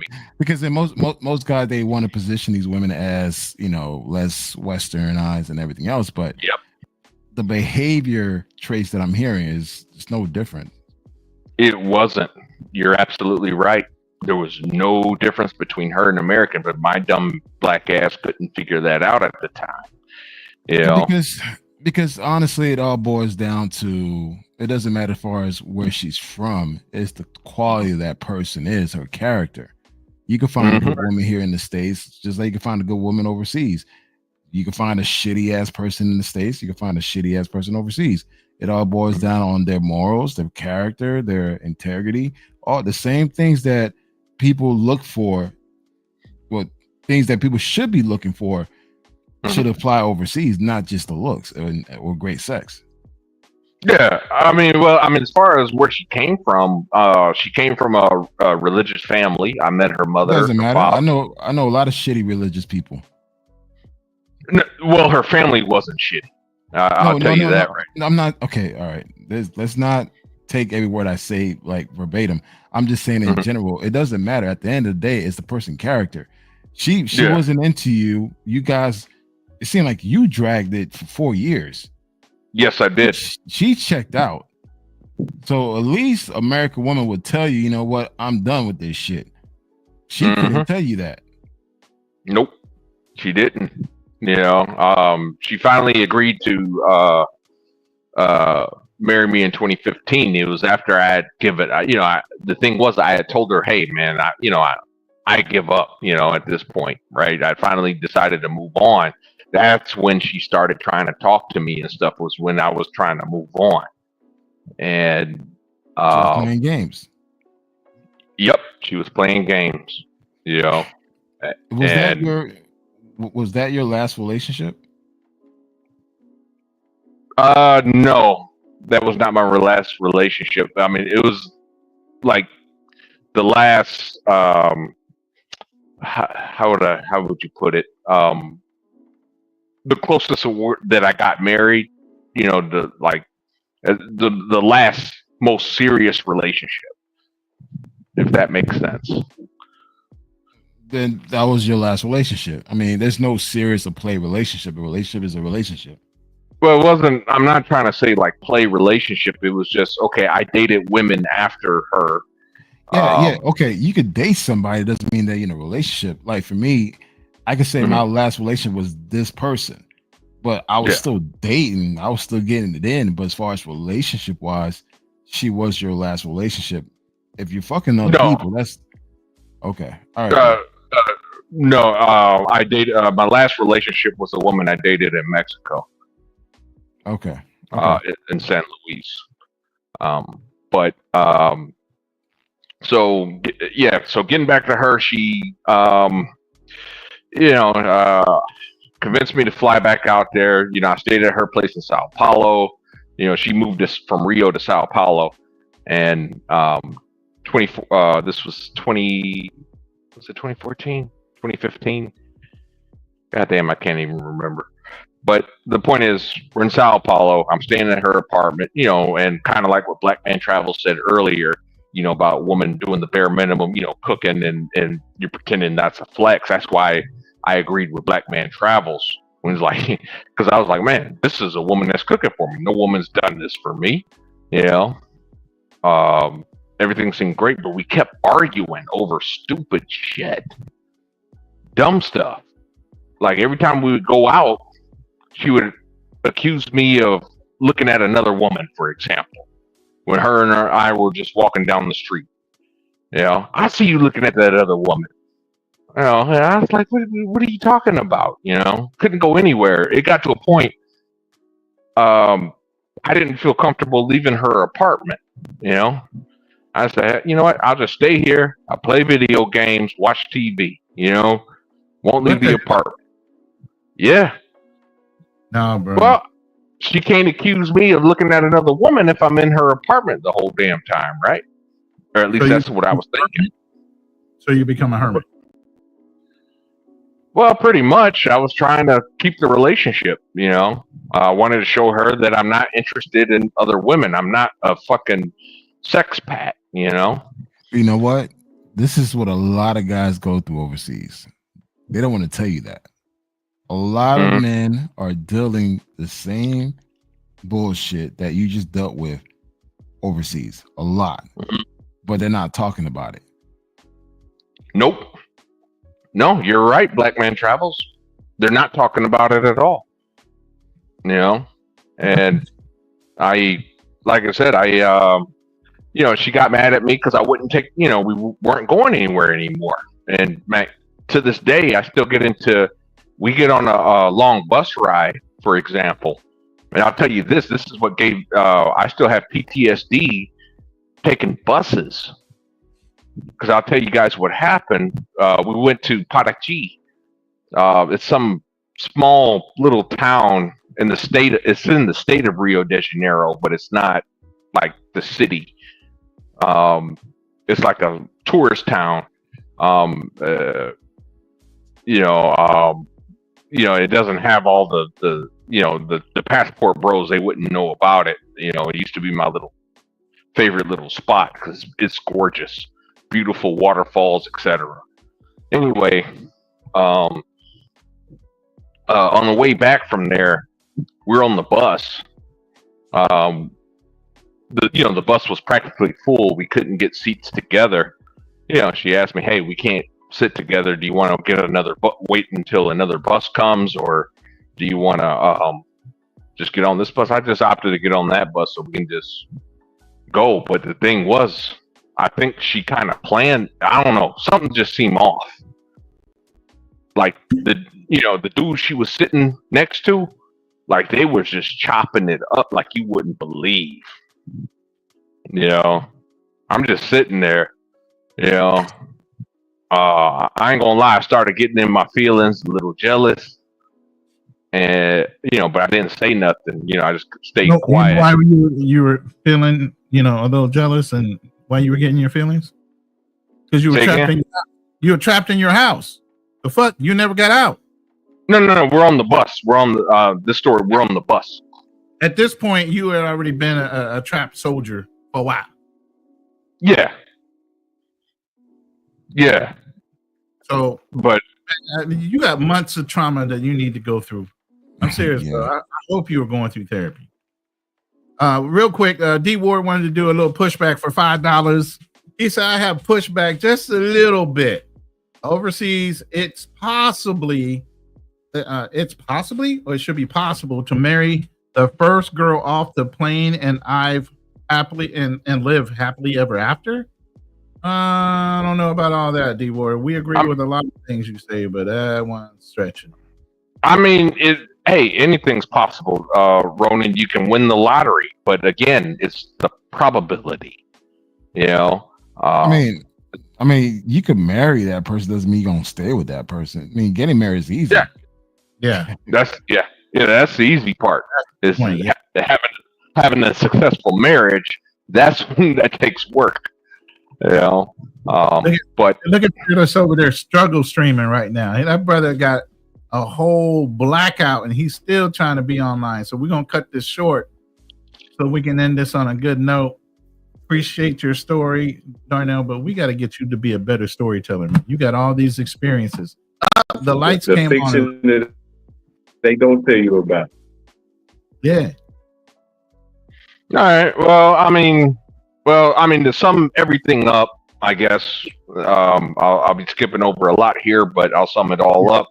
But basically, when she found the dude that she wanted to be with, you know, she finally cut me off.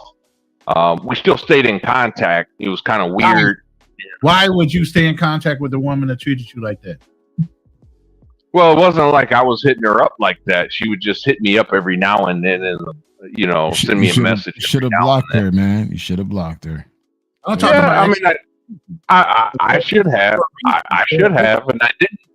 You know, you don't contact exes ever. For what reason? Unless you had children. Yeah, like I said. Yeah, she. I mean, she. Yes, she did. No. You know, with that Unless guy. you have a kid with that person. Oh, there's no need for you to talk to your exes. No, you're absolutely right. Like I said, that was a mistake on my part. You know, and but the thing was, what pissed me off. Keep in mind, like I said, she left me for this other guy, right? And she married him. Everything. At this point, I don't think we talked for, I want to say about a year. You know, I wrote her off. 2020 hits, and she hits me up, you know, out of the blue. Let me ask. It was around pandemic time, right? Yeah. Of course, she's going to hit you up. I don't think it had to do with the pandemic. It had to do. It had to do with her pregnancy. She was pregnant with her husband's child at that point. And what do you remember? Yeah, why is she calling you? What you got to do with that? That's the thing. So I guess her husband had, you know, left her pregnant. This is the second time this has happened. Remember, I said that. So she wanted to be Mr. Cleanup Man. That's what she wanted. Yeah. Yeah, because you are faithfully already contributed to her life all the way up until she found a boy that she wanted to be with. She gets married to him. That's a whole nother relationship. And here you come, Mr. Moneybags, wanting to clean up another fucking mess. Listeners. No. Hold on. I apologize, Black Man Travis. Let me just say this real quick. I didn't volunteer to clean up the other guy's mess or anything like that. No. I didn't say you did. She was trying to have you do it. Exactly. Yes, she was trying. So yeah, she was trying. Understand this, guys. A lot of women do this overseas, man, when they deal with American guys, because they know that, hey, I can always reach out to him. I can always ask for a little dollar. He'll send it to me. He always come back. Guys, this is a very common thing that a lot of foreigner women do towards Americans. This shit is common. So, like I said, pick the right ones. Yeah. Yeah, you're absolutely right, Black Man Travis. You got to pick the right ones. As far as her trying to, you know, as far as her, what had happened at this point, I didn't really want to be with her because, like, you know, she's telling me she's pregnant, and now all of a sudden she wants to come back. You know, I already caught game to that, but at the same time, you know, I was concerned because remember what I told you guys earlier. She miscarried before. You know, stop. The terms that you use and the words you use say a lot. Why would you be concerned with an ex that left you, got married to another man, got pregnant, and now you're concerned for her pregnancy and her? She left you for a whole nother dude. This is why I'm telling y'all that are listening. If you are done with a chick, you are done with her. Take her out of your Rolodex. Block her on all social medias. You do not need to be recontacted by this girl at all. For what reason? Besides to subject yourself to being taken advantage of yet again. Because I made a promise. You don't promise anybody that leaves you and fucks you over. What kind of promise are you keeping, bro? The hell, man? You don't do that. You don't ever Hold on. Before you guys go into that, let me just explain to you. You tell a grandmother, her grandmother. I don't care. You don't care, man. That's not family. She lied to you too. She's not keeping her promises. Y'all were supposed to be in a whole relationship. Her grandmother died. She didn't lie to me. She was not your blood. You're not responsible for everybody on the man. Come on, man. That's the promise. Fuck the promise, man. She left you for another man, got pregnant, married on you, then try to come back to you while pregnant? Nah. Well, like I said, I never took her back. I told her we're not saying that you did, but it's just like the fact that you stayed the words that you're communicating and you like I don't know, but it's like there's no way, there's nothing you could say that's gonna make this shit positive at all. And this whole promise thing to the grandmother or mother, who fuck the promise, man. Y'all over. Because all a man has at the end of the day, No. That is true. No. Trust me, I'm really big on false at the same time, bro. Thank you. You can be an honorable man, but at the same time, both parties have to be honorable. Thank you. If you made a promise to her grandmother on her deathbed, you were going to take care of her granddaughter or whatever because you had the right frame of mind. You were going to get married to her and you were going to have a great life. That's one thing. But if she already broke her promise, turned around and got married to another man after her grandmother passed away, your promise and debt to her is over. She's already stepped out of whatever agreement you had with her dead grandmother. You broke the contract. Why would you continue? Even Jesus says turn the other cheek one motherfucking time. He didn't say get abused because of your Christianity. The hell? There were wars fought in the Bible. Fuck that promise. Decimate everybody, man, woman, and child in that next place. What you mean? You had to be held to your word. That's a crock of shit. Well, I never should have made the promise, so it's all on me. Fuck the promise. Wait, hold up. Promise is just a fucking word. It's all it is. It's just a word. The thing is, she broke her contract with you.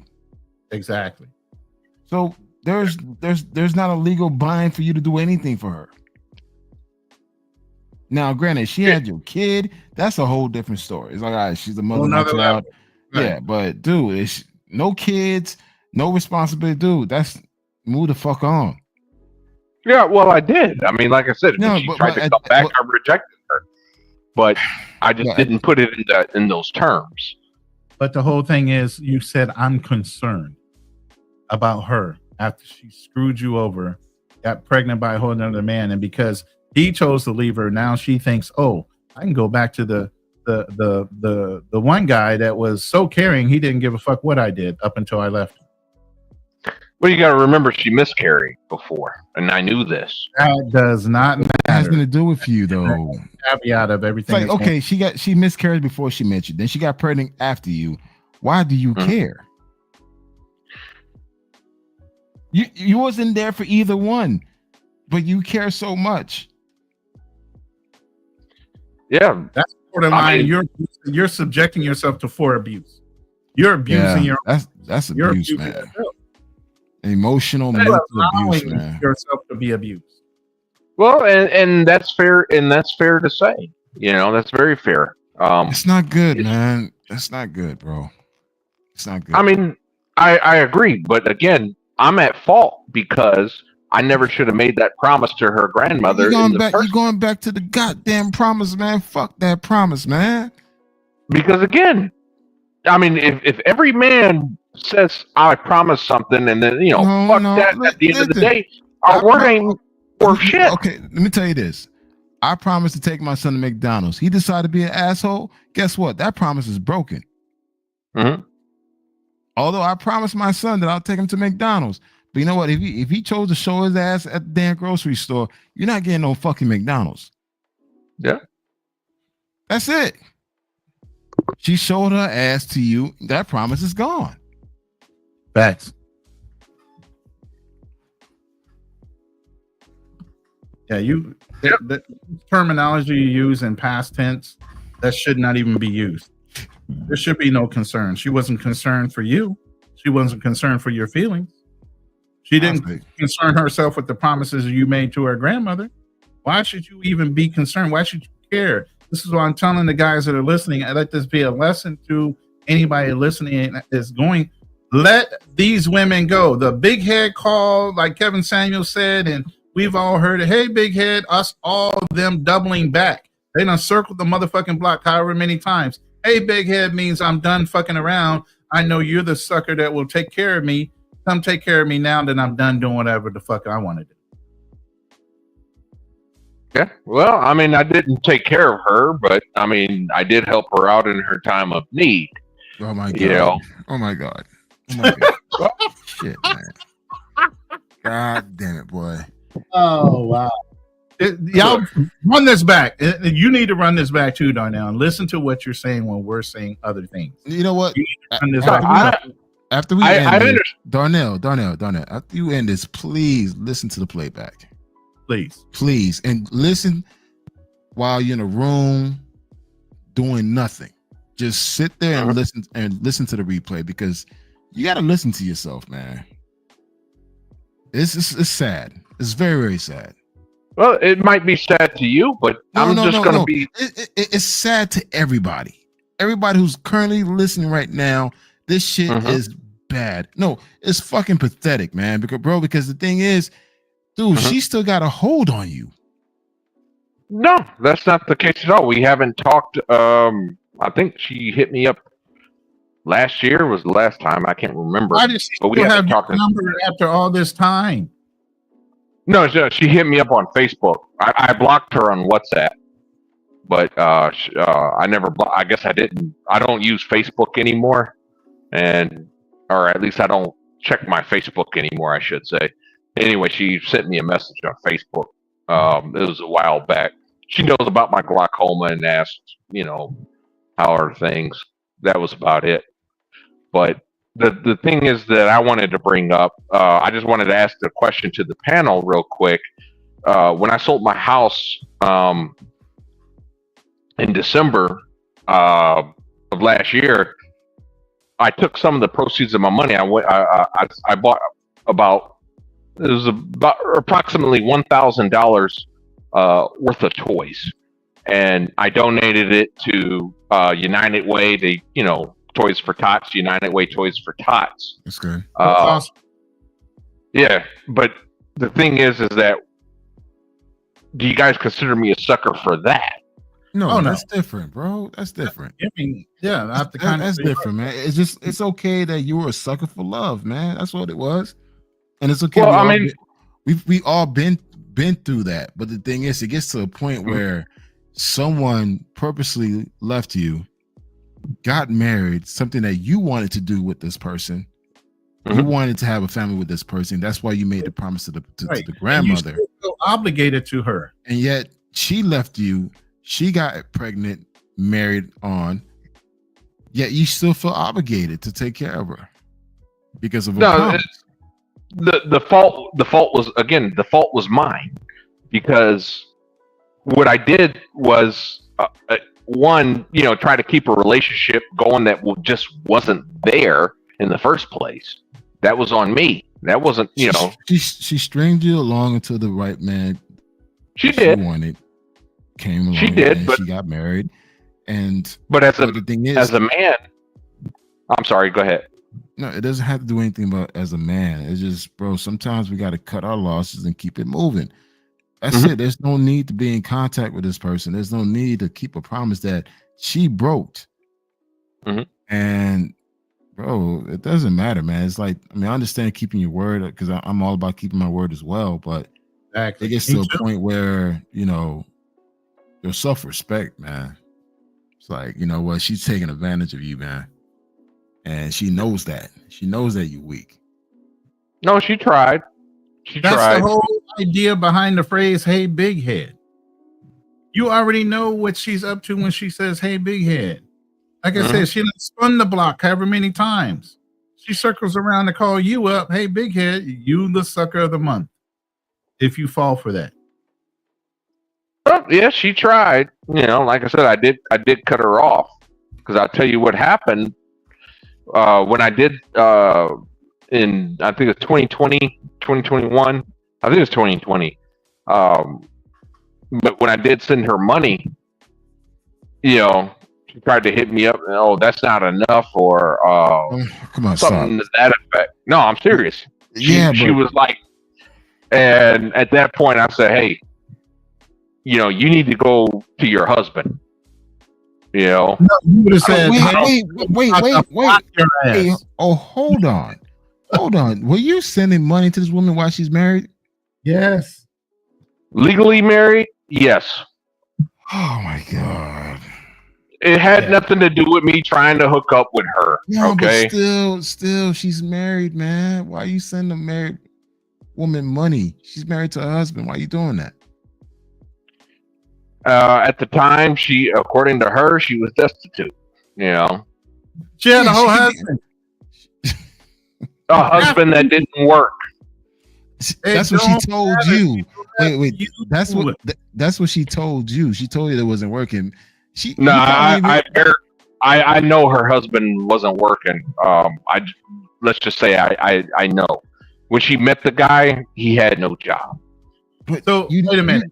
You left a totally good, sufficient man that could provide for her for this dude that didn't even work. She was in love with him. I'm done. Me too. Go ahead, black man. Go ahead, black man. Travis. No, it's all on you, bro. I'm laughing now, man. I'm like, because he's giving us more information. I'm like, bro, you were sending this woman who's married money.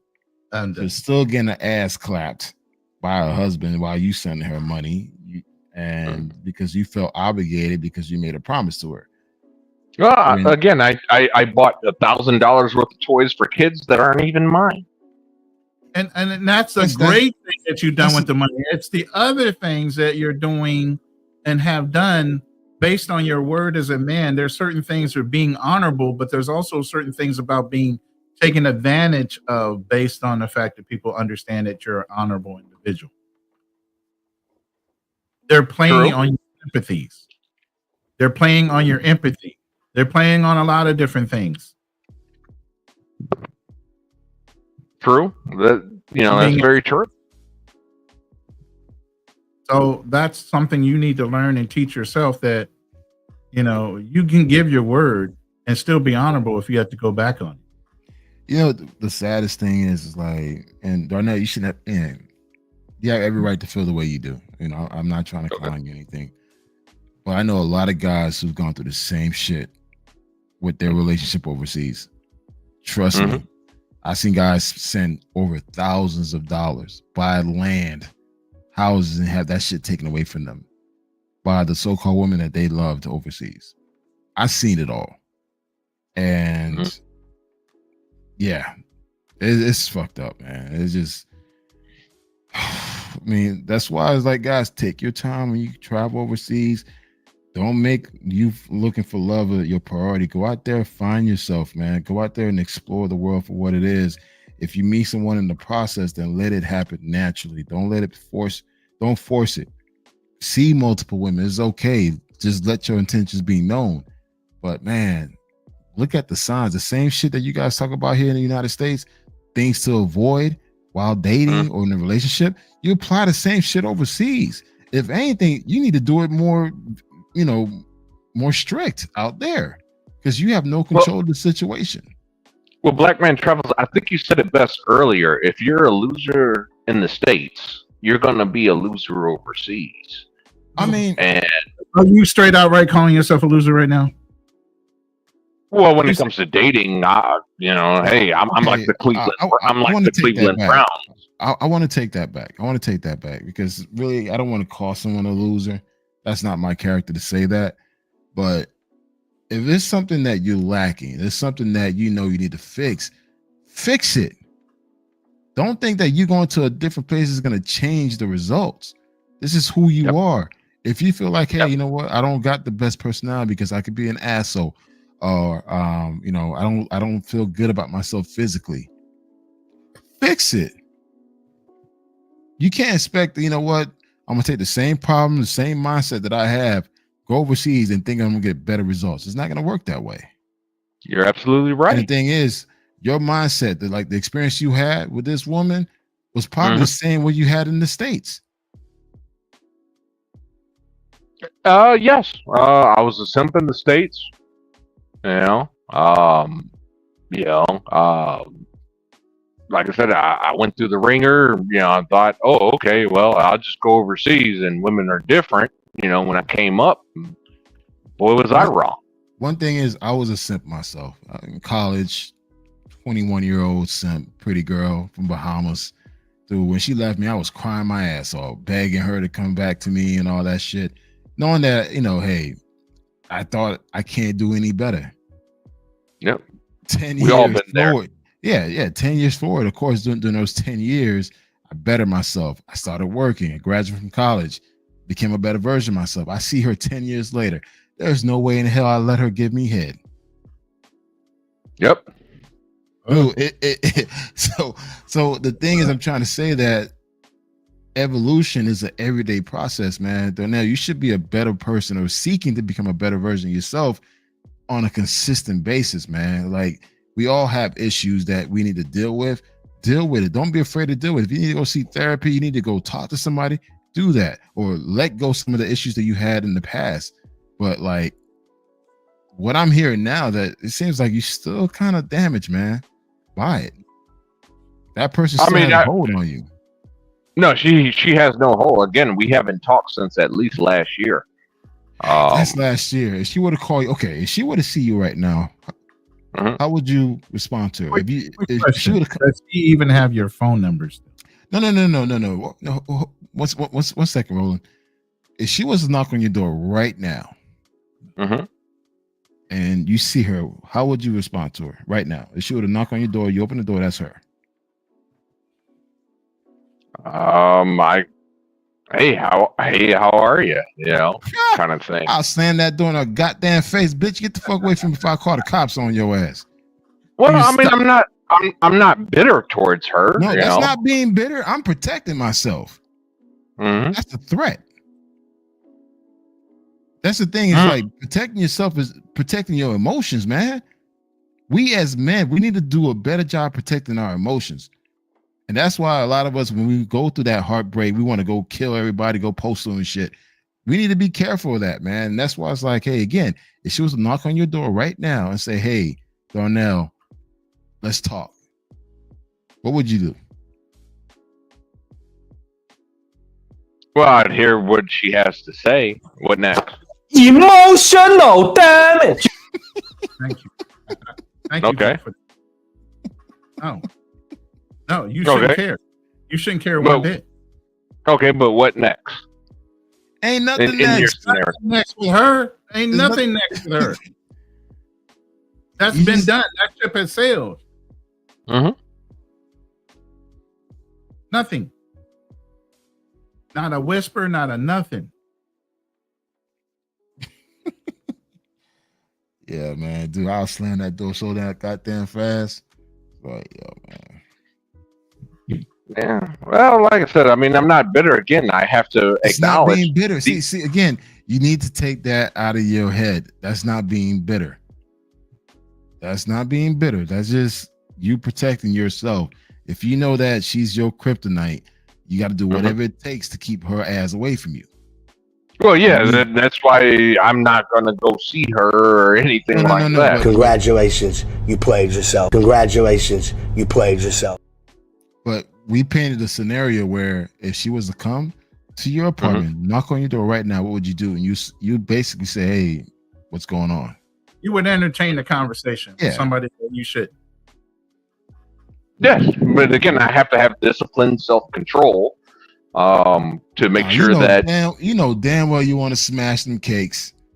Nope. Relive some good memories and start making that promise to her again. Well, I mean, as far as I would agree with you if she had literally showed up, like, say, butt-ass naked at my door or whatever. Yeah, I mean, I ain't gonna lie, the temptation would be there. But again, that's on me to have discipline to make sure that, man, hey, I can't do this. A lot of my exes, man, a lot of my exes and girls that I've dated in the past, which ended in bad terms, do I have no desire to sleep with them? Yeah. Not at all.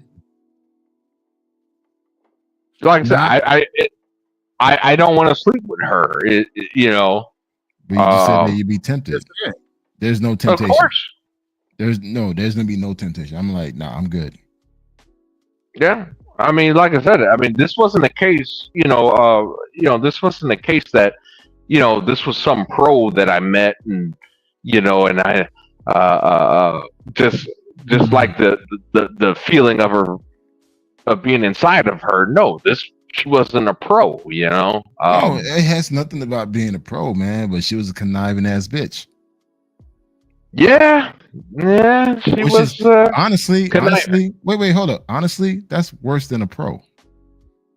A pro, you already know what her intentions are. Yeah. So sometimes, guys, you got to be careful, man. Some of these girls that claim to be good are worse than the pros. At least the pros, they provide you a service, then keep on moving. The other ones, they're the ones that do more damage. Yeah. And with that, we're going to end this live because this is a good learning lesson. But let's go ahead and end this because I know it's like, what, 1 o'clock there for you? 12 o'clock? Yeah, 1:20 for me. Yeah, it's only 12 in the afternoon for me, so I could talk all day. We're going to go ahead and end this. Appreciate you coming up, Darnell. Appreciate you being open and honest about your horror story and some of the things that are going on with your life. So thank you for that. Thank you for having me. All right. Go ahead and take you down. And Black Man Travels, you got any closing comments? This was kind of one of your babies. Wanted to talk about the facts and the truth. I mean, guys, just do your research. Do your research. Reach out to the guys who actually lived it, who actually gone through it. You know, just don't believe everything you see on television. Understand that everything is edited. What you see on YouTube is edited. They're only showing you all the good things. They're not telling you all what's really happening. So, yeah, just do your research. Reach out to the people who are actually doing it, and it's okay to enjoy your fantasy, but understand that you have to wake up. Sure, facts. That's it for me. Yeah. There's nothing to touch after that. I mean, obviously, a lot of YouTubers are there for the sensation. Yeah. Clicks and views is how you get paid on YouTube. It is a business at the end of the day. So they're never going to tell you some of the bad things. Nobody likes to talk about life insurance, let alone, you know, bad things that they might experience while they're traveling, supposedly having the best time of their lives on vacation. And they run into all these issues. Nobody want to share that stuff with you. So we just thought it was a good topic to talk about and let you know, obviously, where there's a yin, there's a yang. Where there's great things happening, there are also negative things going on behind the veil that nobody wants to own up to. So great topic. Appreciate you guys staying till the end, the ones that are here. The ones that are on the replay value, please leave a comment. Hit the like button when you leave, or hit the like button when you're on the replay. Leave a comment even after this. The guys are in there. What kind of topics you guys would like to hear us talk about in the near future, so that we can, we struggle every week sometimes to want to have a conversation because we don't know what you guys want to hear. So we would appreciate if you guys could leave in the comments some of the topics you guys like to hear, and we can definitely talk about those in the near future. Anything else? I'm good, man. Hey, hope Phyllis is all right in the blackout. Yeah, he's just sitting in the blackout, right? So hopefully he ain't on the 32nd floor somewhere in a hotel or Airbnb stuck. So yeah. Other than that, we appreciate everybody. Enjoy your day. Enjoy your day, Roland. Yeah, thank you, sir. All right. You guys have a good night.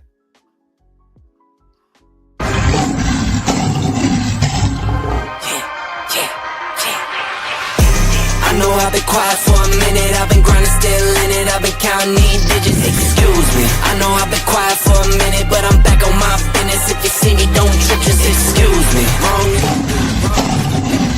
That's why I do me no matter what, so excuse me. If I do, the proof is in the story, you can see that, excuse me. The crash came when the cash came, spend it for you get it like those rookies all on draft day. For the love like it's match game, hit the ground. Really do it for my last name. They act different when the facts change. I'm not with the tip for tag games. In my own league, I don't hit with lane.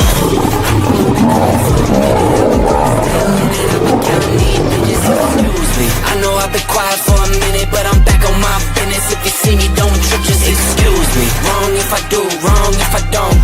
That's why I do me no matter what, so excuse me. Lie if I do, lie if I don't.